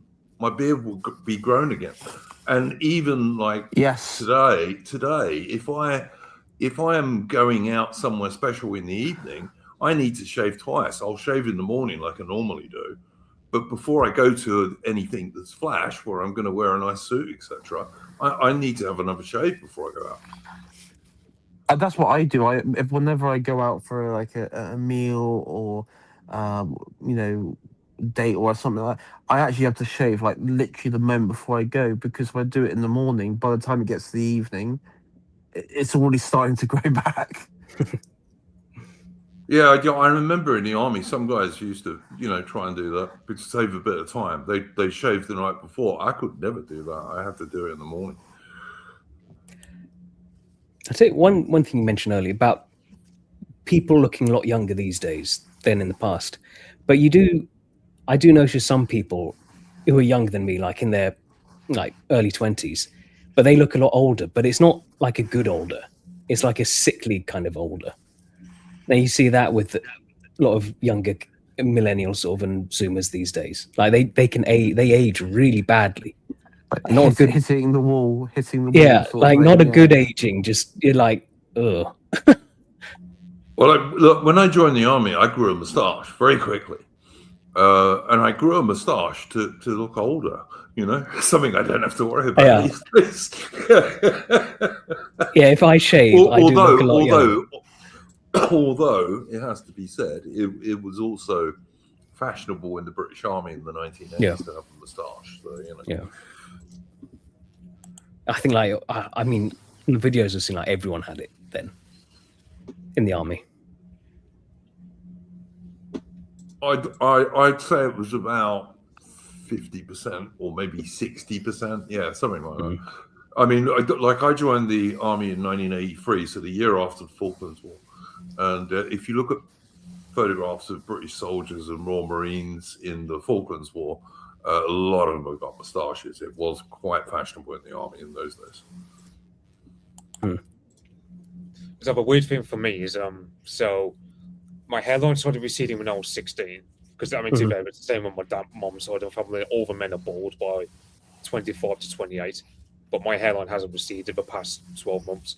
So I thought, like a few years back, I thought, okay, 25th birthday, I'm going to shave all my hair off, and then I noticed it hasn't receded. So I've stabbed and shaved it. I mean, I might do if it carries on receding any further when I hit, let's say, in my 30s, but it's like, but then it gets my dad's side of the family. It's usually recedes to like a Norwood 3, and then stopped for some reason for a long time. He's only so my old man was. You think you've beaten it then? I don't even know what I don't even know what I mean. Perhaps I mean I would say like I had a healthy diet nowadays compared to what I had like 10 years compared to when I was 16. Yeah. But other than that, I'm looking at going genetically. I ought to be bald by now, or Yeah. way older than I actually am. My dad was he was bald by my age, and I have receded a bit from like when I was 20, but it's still fine. I've still got I feel like I've beaten it. And one other thing you were eating, and someone also mentioned this in chat, a lot of the chemicals in like shampoo and stuff these days probably aren't great for that. It's like I tend to just use water. I don't use any sort of fancy stuff. And if you do have to use shampoo, I'd recommend just keeping it as like few ingredients in it as possible. I was just going to say, first of all, Aubrey Alley in the chat says that grey looks handsome starting to go grey looks handsome on guys, but not so with women. But of course, women have hair dye, and women have always dyed their hair, again, going right back to the ancient Romans. I had a teacher at school, and he dyed his hair, and it's like men just don't know how to dye their hair. No, men shouldn't do that. No. It was so obvious, and it looked so bad, and all the kids teased him about it. But women have always dyed their hair. You know, the only one I can't stand on women is these older ladies who always used to get blue rinses. I never used to like that, but I've got nothing against women dyeing their hair. If they want to do that, fine. You know, I mean, surprise, surprise, most blondes are not really blonde. You know, so you know, whatever. Still looks cute though. It still looks cute though. Incidentally, Farry, I mean, in case you didn't hear, this topic we're actually talking about now has the internet and social media made women much worse? That's what we're really discussing. Oh, of course. Yeah, I think it has, because it's exaggerated many things which are natural with women, like constantly talking just to make a noise, gossiping, and of this stuff. Yeah, it is one of those things. It's everyone. Like, I don't think it's been great for men either. Like, no, I agree with that, but I think it's been much worse for women, and one of the reasons it's worse is because so much dating these days is online. Yeah, that's a real awful one.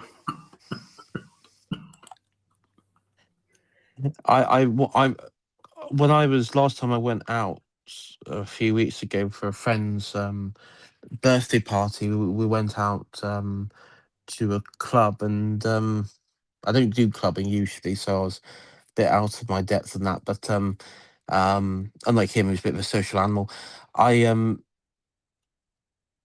one thing I found was a lot of them girls were like, they were obviously doing like the selfies and everything, but I knew that this would be like a thing, but I didn't realize like actually they were so like doing selfies and TikTok and TikTok videos and all that sort of crap. They weren't actually like present in the room. It's very, very bizarre behavior. I mean, I've always known, like when I was young, bit younger, a teenager and everything, they'll do like group photos and stuff like that. But like this was just like totally vacant at all from what's going on around you. Yeah. I wouldn't put up with that. If I was on a date with a woman and she was on her phone, I would say put that away or I'll walk out. Simple as that. I really would. Yeah. I've been out. It's just so rude. I've been out to dinner with groups of people, and just every single one of them is like at a table on their phones. No one's talking to each other. And so what are we doing here, everyone? Like, what is the point of all of this? I saw on the way to work the other day. I saw a young girl. She was, like when you see them walking on the pavement like zombies with the phone out texting or whatever, or like Snapchatting or what have you. And she was walking, and she actually walked into a bollard. Right. I've seen that. I mean, look, I to be fair, I don't think it matters so much if there's a group of people doing this. But certainly, if I was on a date with a woman and she wanted to be on her phone, no, sorry. I mean, that is not the same as looking at one text or taking a phone call you've got to take. I'll tell you one thing I saw the other day that really irked me was so I saw like a woman wearing a pair of pajama bottoms while she was walking a dog up a woods. I just. It's not a good look. That's not a good look. No, that's not a good look for women or men, to be honest. Yeah, it's like I think she was like 16 or 17. Like she looked that kind of age, and I'm sat there thinking, and it's like I'll have neighbours as well who will go walking out in their dressing gowns like 3 o'clock in the afternoon. What do you think about? Because I have seen the sort of idea about this is that women like these days they feel more vulnerable and in danger in like these towns, so they deliberately like don't want to look pretty, just because that's a bit safer, make them a bit safer for sort of. Well, I can possibly understand that in towns, although hopefully not if they're with their bloke. I mean, one of the things that I wanted to talk about a little bit on this stream, which is kind of related to Mitch's topic, is that one of the things that doesn't happen these days in many cases, and I know you know a bit about this, Farium, as well, is that a lot of young dudes are not taught any sort of self-defense. No.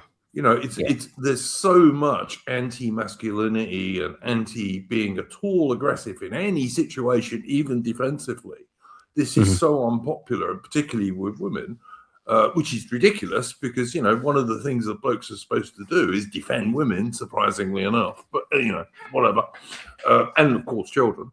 I just think, I started to gently teach my son to box when he was like 6, like very gently, of course, when he was that age, which was the same thing my dad did to me. And I think all men have got to be able to learn to defend themselves in some way. So that when you do come up against violence, which you inevitably will at some stage in your life as a bloke, you're not panicked by it. You can deal with it, And I'm not saying that you should take, unarmed combat courses and all the rest of them, because often I agree with you, Farron, they don't always work. They should. They certainly don't work for chicks, because chicks are not strong enough to do any of them, really, outside of Hollywood fantasy. Like, it's all total compliance whenever, like, the women are trying to do this stuff. It's like, oh, yeah, you can just throw me over your shoulder, can you? Yeah. Right. Yeah, exactly. When, in fact, even quite skilled women can't beat big blokes. They're just not strong enough. Yeah. And, I mean, very few, like, martial arts clubs, like we had this chat the other day, very few of them actually do any sort of actual violence. So it gives everyone who goes to them, men or women, a total false sense of security. It's like, as you said, Farium, and I agree with this. This is why boxing is better, because in boxing you actually get punched, you get hurt. Like, you can be a black belt and never have been punched in the face. What was the point of that?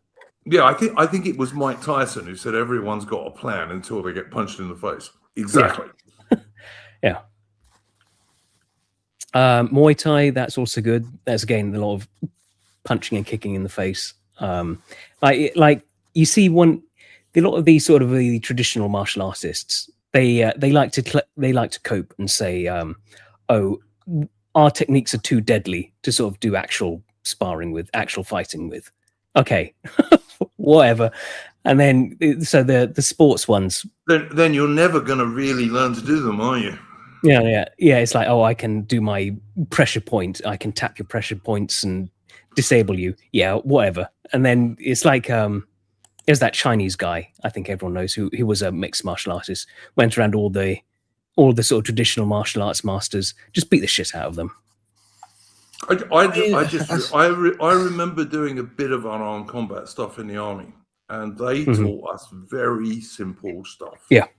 Like particularly if you're wearing footwear like a pair of army boots, right? Not necessarily a pair of trainers. If you can really, really, really hard ram your boot down the shin of somebody, that is going to fucking hurt a lot. As long as you're wearing something like a pair of army boots, this is not going to work for a pair of slippers. Or traditional, bang him in the knee, bang him in the bollocks with your knee, but you've got to do it hard. It's no good doing that softly. And, the same thing, giving someone a Glasgow kiss, as it used to be known in Britain, headbutting someone, smash their fucking nose in, but you've got to do it hard, which is why none of these techniques work for women. They're not strong enough. Some people have pointed out jiu-jitsu. Force and momentum. Jiu-jitsu, it's situational. Because if there's more than one person, your jiu-jitsu is completely useless. I mean, my problem with all of this is just like, if I just have my sword that I've got here, I pull out the sword, and that's it. Your legally licensed sword. Anyway. I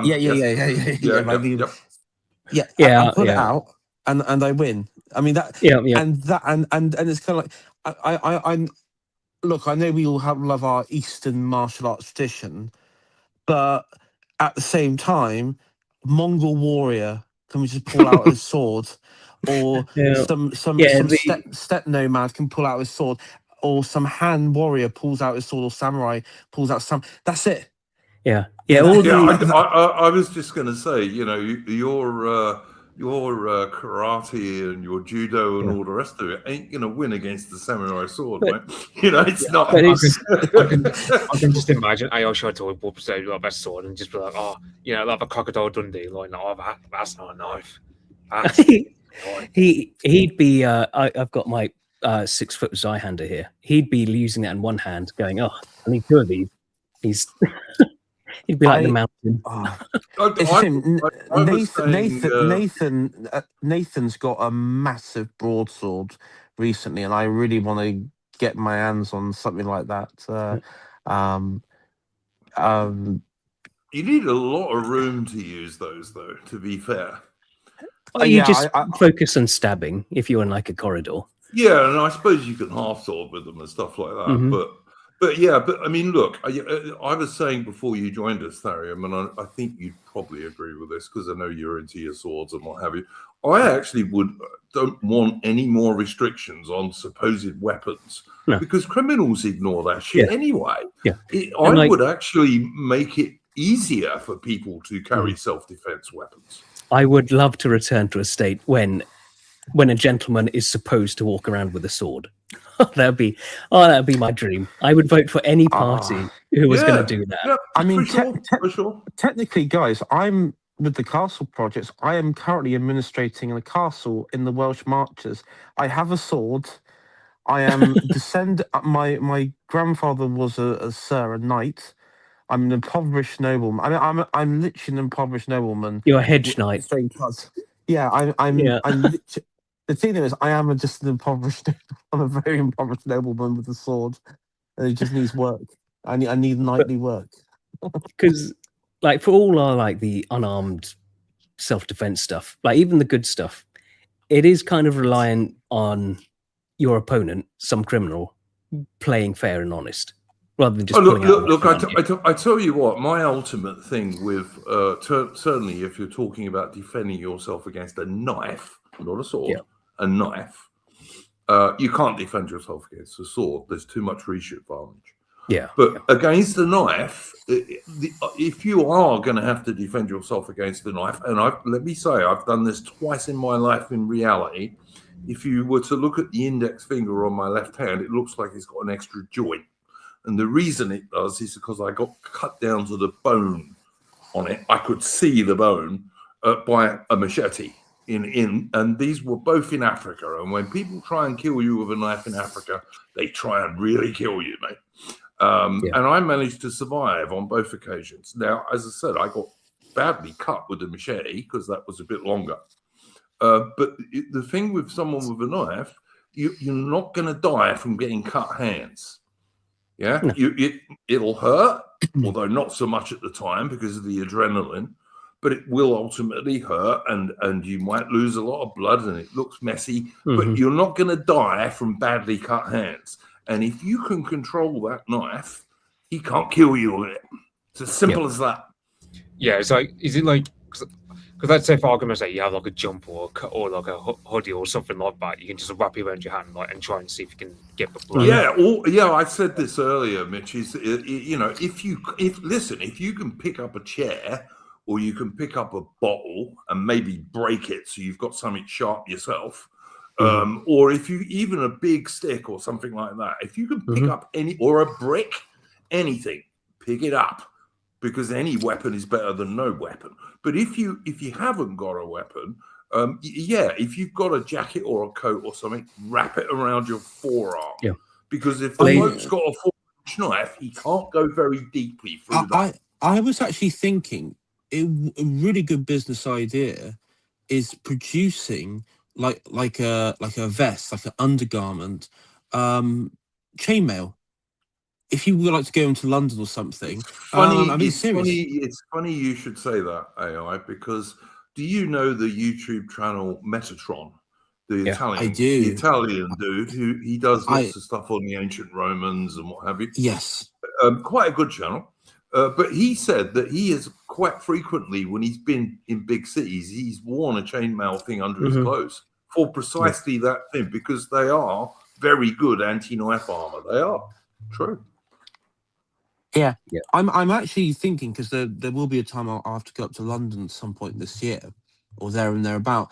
I am actually thinking of whether I'd go on the train or something to wear chainmail, like neck and like. Yeah. Another option would be a brigandine.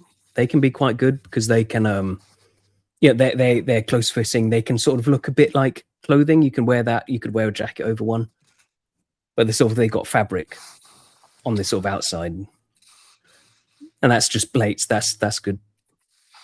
I think maybe a brigandine. I mean, listen, I'd love to wear a full set brigandine. A brigandine might be a bit much, and it'd also be pretty hot, I reckon. But chainmail is not as hot because air goes through it, and whilst it is, they are fairly heavy. If they're only going down to your waist, they're not that heavy.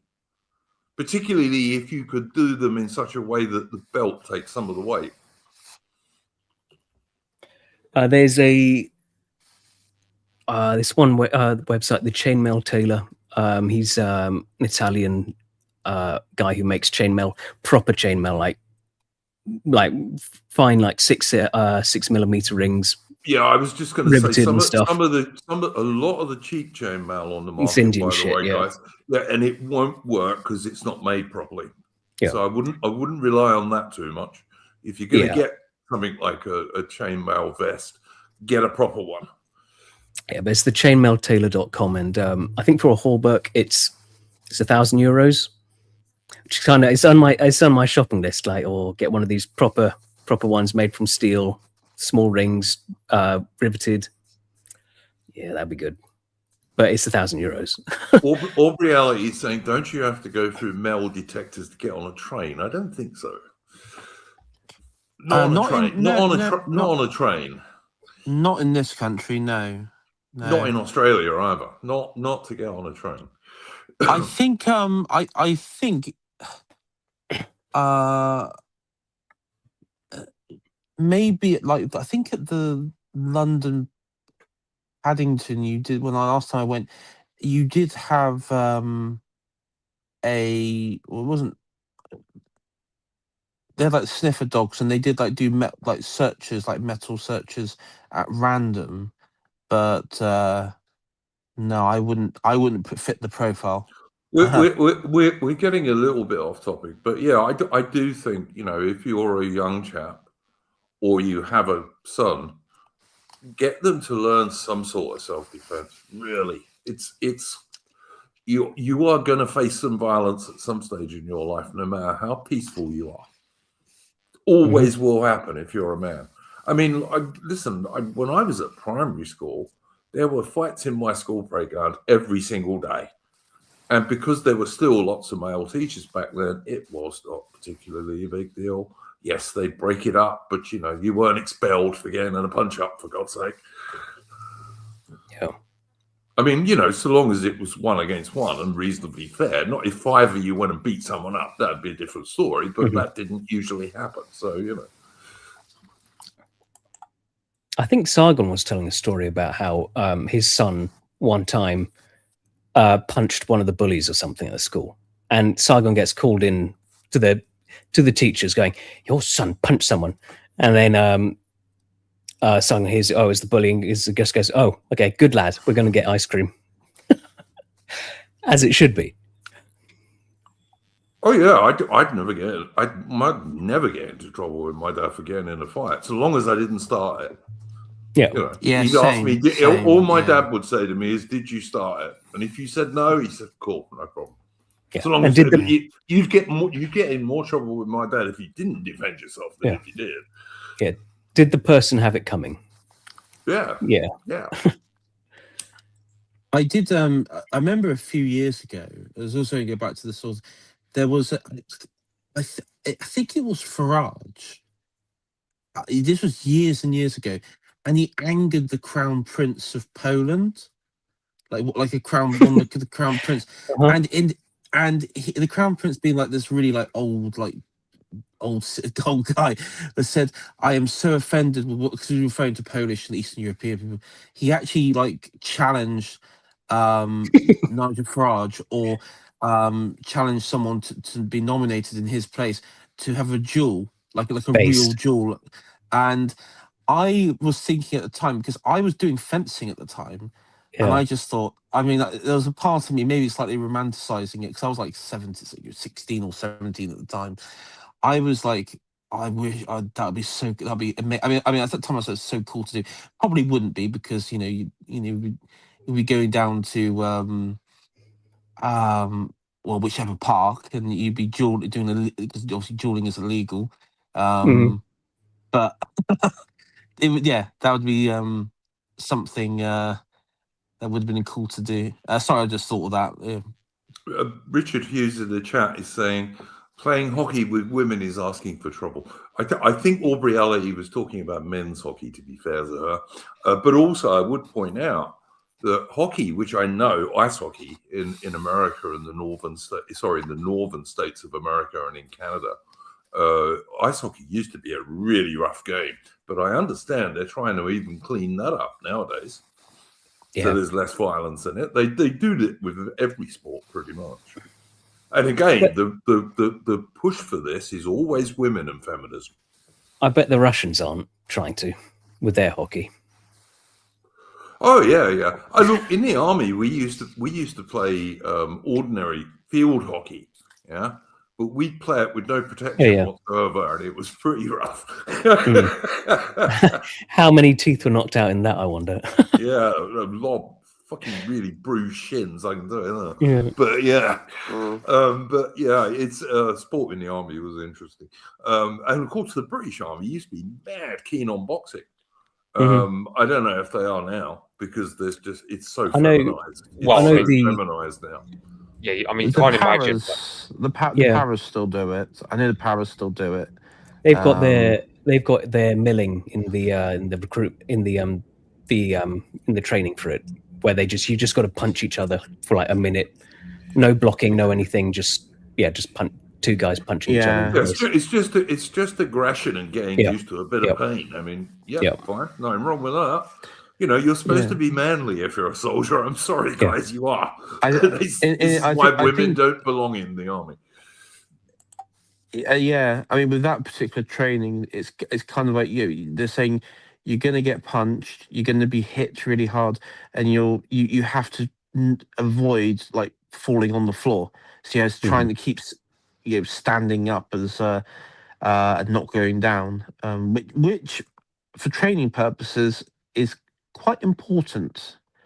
You know, it's quite important, as Duke said. You know, you have to be able to take that pain and be able to be used to it, and also, of course, then fight back. You know, be able to fight back and overcome that.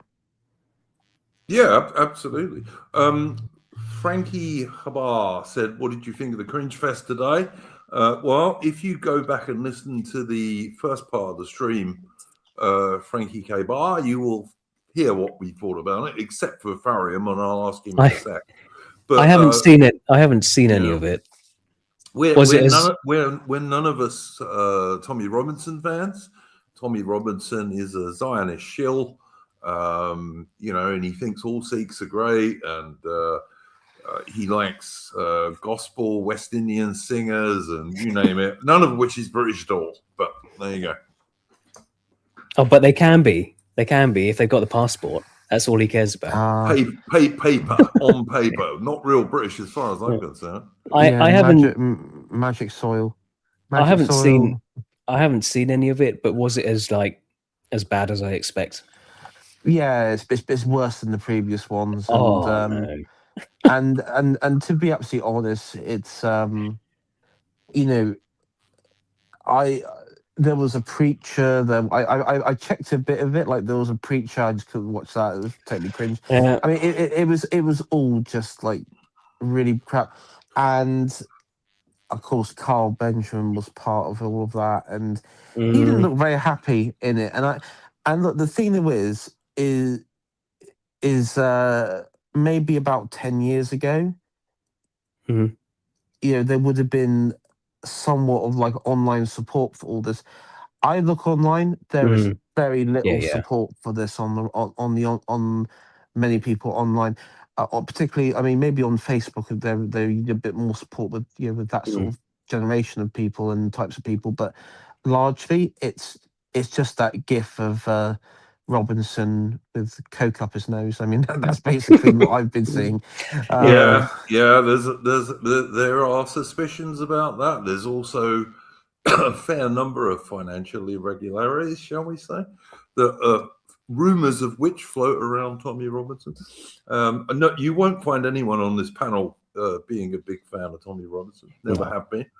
I did mention earlier that what's his name, Mark Collette and Sam Melia were there, but they left before all of the lovey-dovey multicultural bollocks started. So, you know. Was there any trouble? Or did they go off fine? No. The police arrested one of the Run Up the Colours guys, you know, the guys who go around, the fine guys, in my opinion, who go around putting up British and English flags all over the place. Good luck to them. But about 20 cops arrested that guy. So yeah, I don't know. I don't know if there's any Maori there, mate, barn door. But yeah, it's probably. And I think AI was saying to us before at the start of the stream, and as I say, go back and listen to that, guys. But AI was saying that Tommy Robinson was telling people not to wear face coverings or sunglasses or anything, so that the facial recognition cameras could get you. Yeah, which is insane to me. I mean, sorry, if you're not a terrorist, then giving people your facial recognition is not stopping terrorism. It's also sorry, just to how are the going back? I don't want to go back to Carl, but how are the Lotus Eaters going to spin this? How are they going to spin on this? I'm not sure. I don't get Sargon because Like, he must know. I mean, all the other guys at the Lotus Eaters, they all know what Tommy's about. So I'm not sure what his game is really with Tommy. But even like the Greek guy there, Yeah. you know, even I don't know, I forget his name now, but the Greek guy, even I can hear him say, "Well, it's a massive breach on like your personal liberty." You know, the facial. He talked about the facial recognition stuff of it. Hmm. Even from a very weak, tepid point of view, there's a massive problem. Even what Tommy was saying it, because his argument was, well, if you show your face and they can scan it, it will help prevent Islamic terror attacks in the future. No, Well, the same. not unless you're an Islamic terrorist, it won't. And it's like, dude. It's like I'm just like, dude. You are the same person who tweets regularly that you had to flee the country because the state is trying to kill you because the Yeah. British government is working with jihadis or something like that.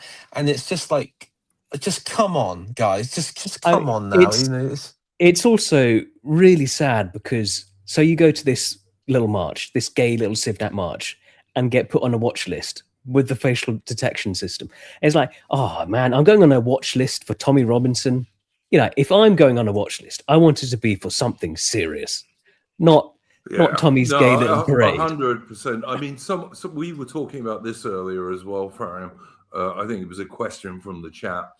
You know, Carl Benjamin has said to Rupert Lowe, he should get Tommy Robinson involved with Restore Britain. No, he bloody well shouldn't. No. If anyone from Restore Britain is listening to this stream, stay well clear of Tommy fucking Robinson. Luckily, I think all the other guys around Rupert are well aware of Tommy, what he's about. So they sort of, Rupert seems to steer clear of that. I'll be honest with you, Tharium. I think most of the Lotus Eaters are too. Oh, none of them like Tommy, which is just I don't know what Sargon's blind spot is with him.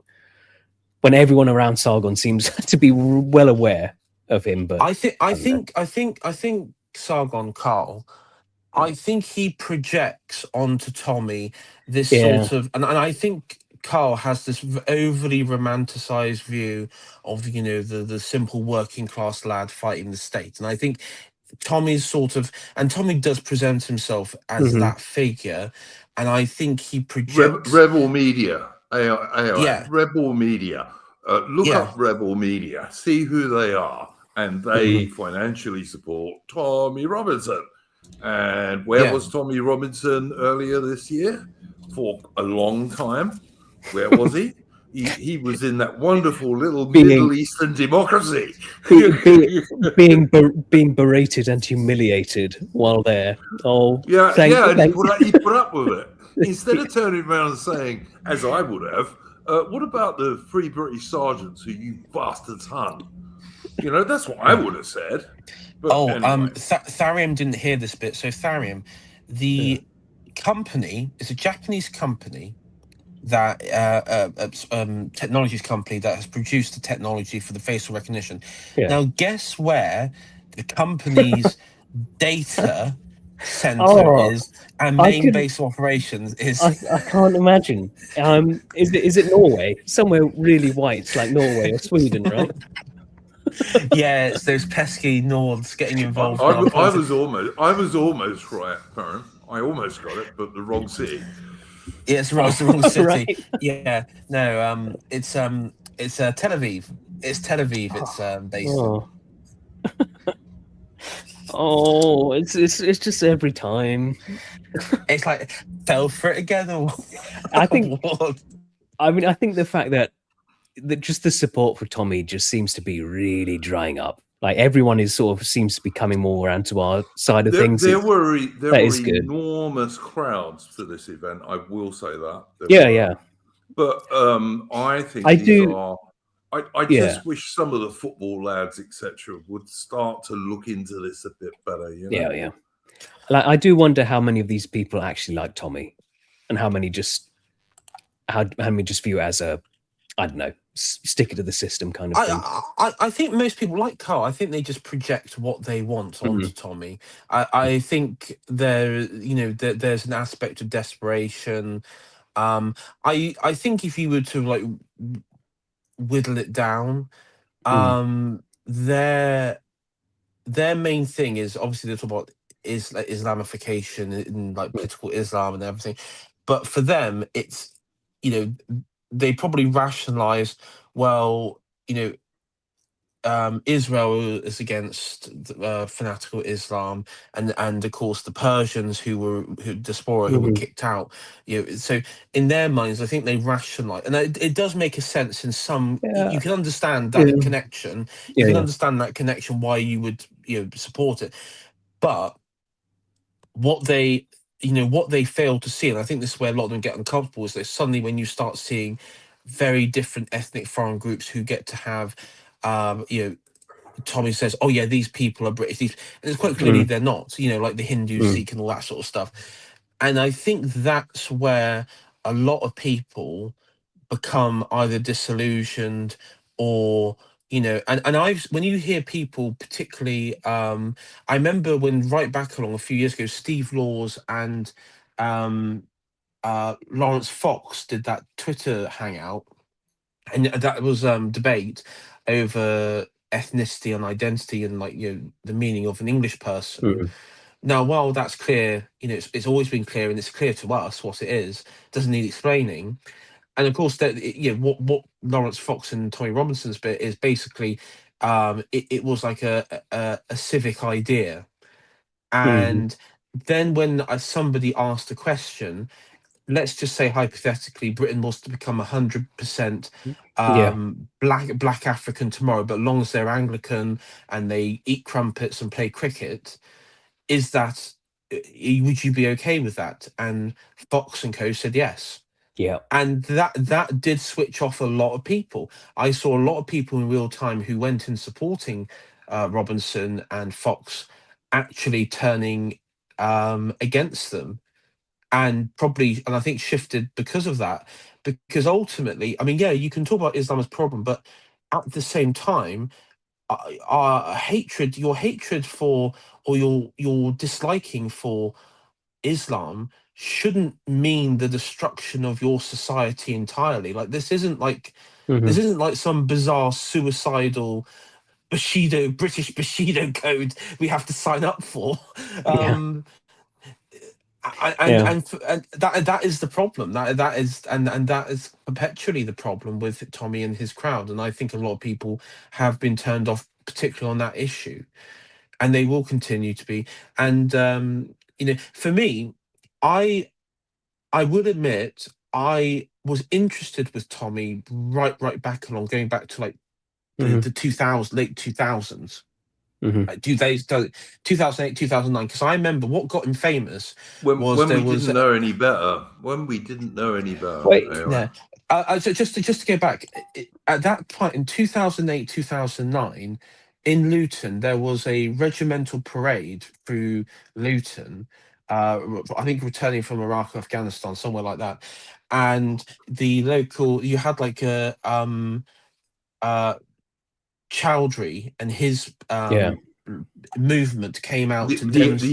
The actual terrorist Chowdhury, by the way. Chowdhury, yes, They him and his like movement came out to demonstrate, and they were shouting at soldiers and everything.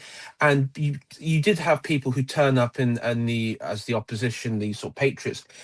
Now, I will say the people who turned up to a counter demo, Tommy was there and he became like a vocal part, but it was organised largely by BNP members. It was the British National Party that came out and opposed it. And that's how I believe Tommy got somewhat involved with the BNP, because he did have a connection with it. But then he sort of went away and he founded the Jewish English Defence League. I mean, I wouldn't be like. No, that's not that was its name. That originally that was its name, and then he just changed it to the English Defence League. But that was its original name. You'd think. Oh, I thought. Hang on, guys. You would think that if it's the Jewish English Defence League, it should be enormously popular with Starmer. Because, like, you know, if anyone attacks a Jewish ambulance or anything like that, Starmer says 50 million quid for Jewish security, you know? I mean, this is the counter side to like what you're saying, AI, about how people project onto Tommy all these things that they like. You've also got like the leftist side of things. They also project all this awful stuff onto Tommy, like he's the Nazi, he hates all the diversity and stuff. And it's just absolute bollocks. Like Jacob Rees-Mogg thinks Tommy Robinson is as far right as it gets. What planet are you living on? He's not even on the right. He's not even on the right, as far as I'm concerned. But this is the play of the British state and system. When you had the likes of, let's say, those in the BNP like Nick Griffin and co, he was, and those types, they weren't. I mean, apart from his one time in invited on to Question Time, they're sort of like ignored by the media, because in media world, and there's nothing beyond, like, we don't exist beyond Tommy Robinson. We're like the netherworld. We just don't exist. And and then when they are confronted, it's like you these right wingers are just mad. What do you mean they don't support them? You're just mad. Yeah, You don't support Israel. Of course, the BNP guy who should have gone on Question Time was Bowden. You know, Jonathan Bowden is the bloke who should have gone on there. Oh my God, that would have been, if he went on there, if he went on Question Time in his prime, before a lot of the psychological stuff, if he went on in his prime, that would have been been beautiful. That would have been beautiful. Yes. The memes. This is before memes. The fucking memes. The edits. The like TikTok edits would be insane. You should imagine him against fucking Jack Straw. Jesus Christ. I think he would have made mincemeat of any of the normal liberal lefty shitbags who they get on Question Time. Let's put it that way. But yeah. Tharium, did you have a particular topic for this week you wanted to talk about? Kind of a brief sort of one. It's sort of leads on something we've talked a bit about before. So we had last week the kerfuffle with Saskia and the Restore stuff getting banned from the meeting that she was going to go to, and it seems to be because she put her tweet about the new Restore councillors, where she said they are what a British party should be, like white, British, and proud. And I feel like I don't think Restore handled it well, but I can see what they're talking about, why they might got a bit nervous, because as we know, our current system is you cannot legally discriminate based on race in any political party, and this is not something. While out of power, this is not something we can change or win on. And so I feel like we've said before about how if you are supporting Restore, try not to make it harder for them than you have to do. So try and use... no, I agree with that. Although actually, white, British, and proud would be a fabulous slogan if you could have it. I agree. But so I think you got to be a bit smarter with your language. Like, never try and mention race. Like, so I'd say say Restore is a native British party. We know what that means. But if you ever get into any legal trouble, you can then use the excuse, oh well, of course I view David Lammy as a native Brit. He was born here. That gives you a legal defense that white doesn't. You can't argue that David Lammy is white. And I feel like this is just one of those things where, just again, if you're a public person supporting Restore, you can't argue that David Lammy is British, but he often but, says he's a proud Europa man. He often says that. I know. I'm just saying, if you can use that as a legal defense, you can say, oh, of course I view David Lammy as native British, and that clears you of any sort of this. Yeah, but you can't say no. You can say he's British. You can't say he's native British. That would be a lie. No, but I'm saying just. I'm not saying I'm just saying what you tell them, what you tell like the police, the whatever legal authorities, the election boards or whatever, about your views as a native party and who's included. No, I entirely get what you're saying here, Faria. But let me point out to you that David Lammy is the bloke who sat in the United Nations. He was sitting at the time, by the way, and he said, "I stand here before you today as an African man." Yeah, well, you know, it's always with all of them. It's always like it depends on what side of the bed they. If they think they can get something more from being African, they're African. If they think they're at risk, oh, suddenly I'm British again. But yes, it's just all I would say about David Lammy is go on YouTube and put in the search term "celebrity mastermind" David Lammy. It is one of the funniest things you will ever see in your life. You know, if someone was doing a comedy skit where he was trying to be the village idiot, they couldn't do worse than David Lammy does on Celebrity Mastermind. Go and look it up. It's classic. It really is. Yeah. But yeah, that was just all like yeah, just people need to be. Yeah, we shouldn't make things harder, and then once Restore Britain is the government, we can change the fucking law so it makes common sense. But until then, it's just not a fight we can win, and we'll just get fucked over by the legal system, and they'll shut things down like they did with the BNP. It's just Mitch, did you have anything else to say on your subject or anything else? Oh, I think, but there's a bit of an argument of because Steve Laws, for example, he's gone on ahead with sort of a loyalty angle about Restore's decision to pursue this by-election, and it's like some people saying this is just blind loyalty. You know, this is actually the best thing to do would just be remain silent and criticize it the whole way through it, and after it you can say, well, look, our criticism was vindicated, and X, Y, and Z. Just to let Farium know, because he wasn't on at the time, we did discuss whether Restore Britain should stand in this by-election that is being done mainly to try and replace Starmer in the Labour Party. And our conclusion, all three of us, was that no, Restore shouldn't stand in that by-election. But Rupert Lowe said they're going to, so there you go. What did you think about that one, Farium?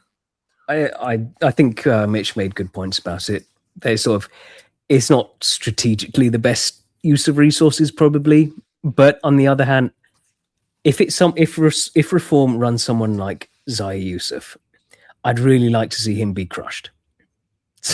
So I'd be sort of. It depends on who Reform put forward. Yeah, I just think, you know, if I'd sooner Reform won that seat rather than Labour, personally, but apart from that, I don't care, really. Yeah, I mean, it makes no difference really who wins it in the currently. You know, it's not going to kick Labour out if Reform win or anything. No, but it would be a blow to them trying to replace Starmer, and I'm happy for Starmer to still be Prime Minister at the next general election. Partly because anyone who comes in to replace him is going to be at least as bad. And partly just because he's so hated. I mean, and you know, the more hated the Labour Party are, the more they'll be destroyed. I am beginning to get a bit of respect for Starmer in just his sheer will to power and how unwilling he is to give it up. No one is. He will. Well, he's like a robot. He's a robot. Yeah. He's just like a robot.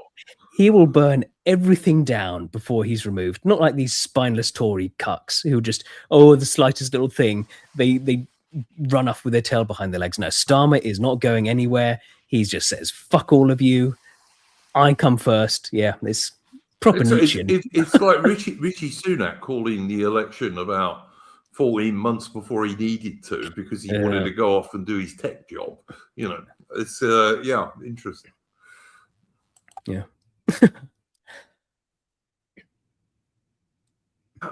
All right, guys, a little bit of sorry, AI, did you have anything else you wanted to talk about before we close? So you talked about the Saskia thing. Talk about by-election. The apart from that is it when it comes to it looks like obviously Labour Party is somewhat split in two at the moment between Starmer and the anti-Starmer bit. It's a divided party, and I think, you know, in some ways the opposition to Starmer within the Labour Party, it is a lot worse. If you look at the people, Streeting, Burnham, and not to forget, Burnham was, and he did help to cover up the grooming gangs, for his sins, along with others as well, because he is the mayor of Greater Manchester, so very prevalent in that part of the country. I think that I think ideally it would be better if him and by the way, Catherine West, who launched the initial public challenge, trying to whip up support. She is a member. I mean, this is where Aaron Hook would definitely get interested. She's a member of the Fabian Society, and she's a proud Quaker. And Oh, my view is, number one, Quakerism should be banned in Britain. Death penalty.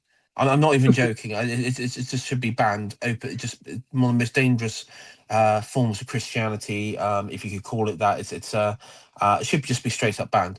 Second of all, I mean, the Fabian Society as well. We've talked about it on your channel before, Iron Duke, about what we think of them. Yeah, I did a stream with Aaron Hook on the Fabian Society that you can go and look up on our history streams. So yeah, go and check it. Yeah, and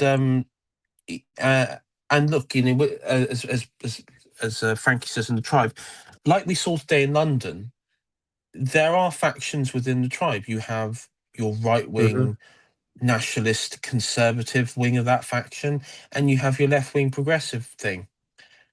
Both are harmful in their own respective ways. Both dominate, the people on the left, who are the pro-Palestine people, they are massively they think that they're combating Zionism. They're not. In many cases, they're actually doing their bidding in some capacity. And all I would say about what Frankie says here, Care is part of the tribe. His wife certainly is, but also I would point out Ukrainian rent boys, if you want to really know what Star is about. Yeah. Which the British mainstream media don't cover at all, but But so was Mandelson was part of part of that, and you see connection, everything. It is a problem. This country does have a massive problem in its political leadership, and it's why we all don't want Tommy and his pal from the right-wing perspective being involved with this Restore and his people. And unfortunately, there are, as Horace has pointed out, there are people floating around there with that. But 100%, I totally agree. Yeah. So, but going back to it, what I was saying is, ideally with the Labour Party going forward, we get behind Starmer. Politically, we get behind Starmer because if Burnham can get in, I fear that Burnham could be more of a convincing bullshitter than Starmer is, and be able to unite. I doubt that, mate. I really doubt that. But mind you, I tell you what, if Keir Starmer was standing on the white cliffs of Dover, I would definitely get behind him. Yeah. I mean, it is funny because the left obviously can't meme, but the right can. And so Starmer's been getting all the Starminator memes. Finally, people are getting some meme support behind him. I mean, Andrew, you mentioned Rebel News. Starmer did ban 2 Jewish American journalists. So wow, 2. I mean, if I was 2 more than the Tories did. Yeah, well, fair enough. If I had Starmer's ear, I'd be telling him, look at all the diversity. The diversity have all stabbed you in the back here.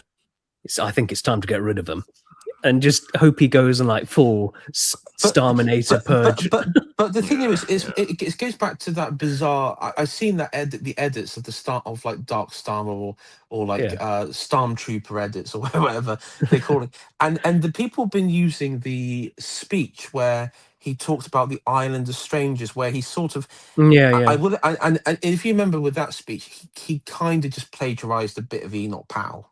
He sort of Yeah. changed a few words, but it was basically an Enoch Powell speech. That he was His speech writers did AI, to be fair. okay. Yeah, his speech, Yeah. to clarify, his speech writers did, but um, in practice, what he said in that speech wasn't incorrect. Hmm. You know, he did get at the one of the problems, which was the social impact of immigration. But Yeah. of course, when he came out with that speech, either because the speechwriter um, either got bit too close to the truth, and they were like, "No, shut that down. You can't be saying that. You can't be saying that Mm. out of government. That's mad." Um, and yeah, he that was the one. But that particular bit is being used.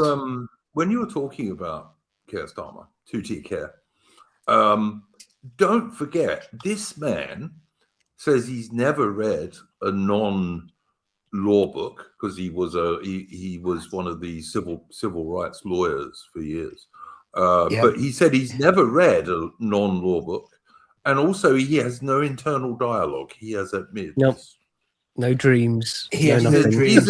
He really is a quite retarded human being. You know, That was such a great interview with him, because you can see just how the interviewer, he's just looking for anything, and he goes like, I think in one point he goes to the tie, goes, "Oh, that's a nice red tie," and Keir just looks at it and goes, "Oh, I'd say it's more maroon." So, oh my god, there's just nothing. Yeah. You can't know. all right, guys, we've Oh. been going almost 2.5 hours. Just a little bit of channel admin. I did mention this right at the start of the stream, but we got a lot more people watching us at the moment. As many people in the chat may know, Entropy is no more, which is a sad thing, I think, because up until recently, they were quite a reliable company for people supporting channels and so on. So what I've done is I have set up a Subscribe Star account. It's not been validated yet by the head office, but hopefully it will be by Wednesday, I hope. And I think the reason they are quite busy at the moment, because I think a lot of people have switched to them from Entropy. So if you want to support the channel, and it is quite necessary because I am paying out way more money than I can afford running these streams at the moment.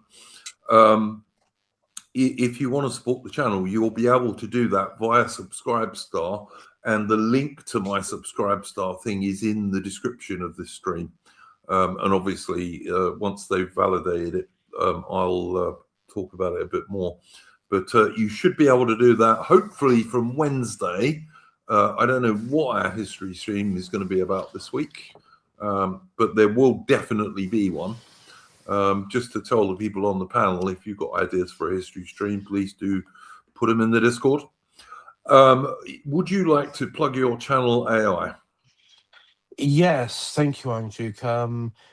This Tuesday on my channel, I'll be joined with Bede again, and we're going to our last stream we did the First Crusades. This time we're going to be talking about the Second Crusades, and the stretching from the fighting in Syria and the Palestine region, as well as the famous and bloody recapture of Lisbon from the Moors, and also the is not well known, but the Wendish campaign against the pagan Slavs in the what's now northern Poland, along the Baltic coastline there. Yeah, that will be interesting. And I can say the first stream was good. So, guys, go and check out AI's channel. AI, what is your channel called? It's William Grenfell, or AI Shire Tory. You type in one or the other, it'll come up with it, and yeah. All right, I'll put a link under the stream later on. Mitch, would you like to plug your channel, sir? Yes, on either Mitch History channel you can find on YouTube. Either Thursday or Friday, I've got there's a brief stream about Reconquista as per Mercian's idea, and I think I'd say to AI shot. I think I've got alongside myself as Varian, Mercian, Duke, Beta Britannia, and if AI Tori wants to join me, he can. I know AI Tori also knows. There's that book he recommended me a while back about Andalusia and the myth about it being a paradise. So yeah, that's one thing. That's one thing I'll see. It'll be either next Thursday or Friday, depending on when people are available. Yeah, that'll be good. Yeah, that'd be a good Yeah, one. but that'll be interesting, Mitch. Also, Mitch has got a lot of good history streams about the American Civil War. So if you're into the American Civil War, do go and check out Mitch's channel. It's good. Tharium, anything you want to plug, mate? Not at the moment. All right. So I think that's probably us for this week. Do come back and join us on Wednesday, people, when we will have a history stream. I don't know what it's going to be yet, but it will be something. And in the meantime, don't let the bastards grind you down. And of course, we'll be back next week with another Splendid Isolation stream. So go well, people.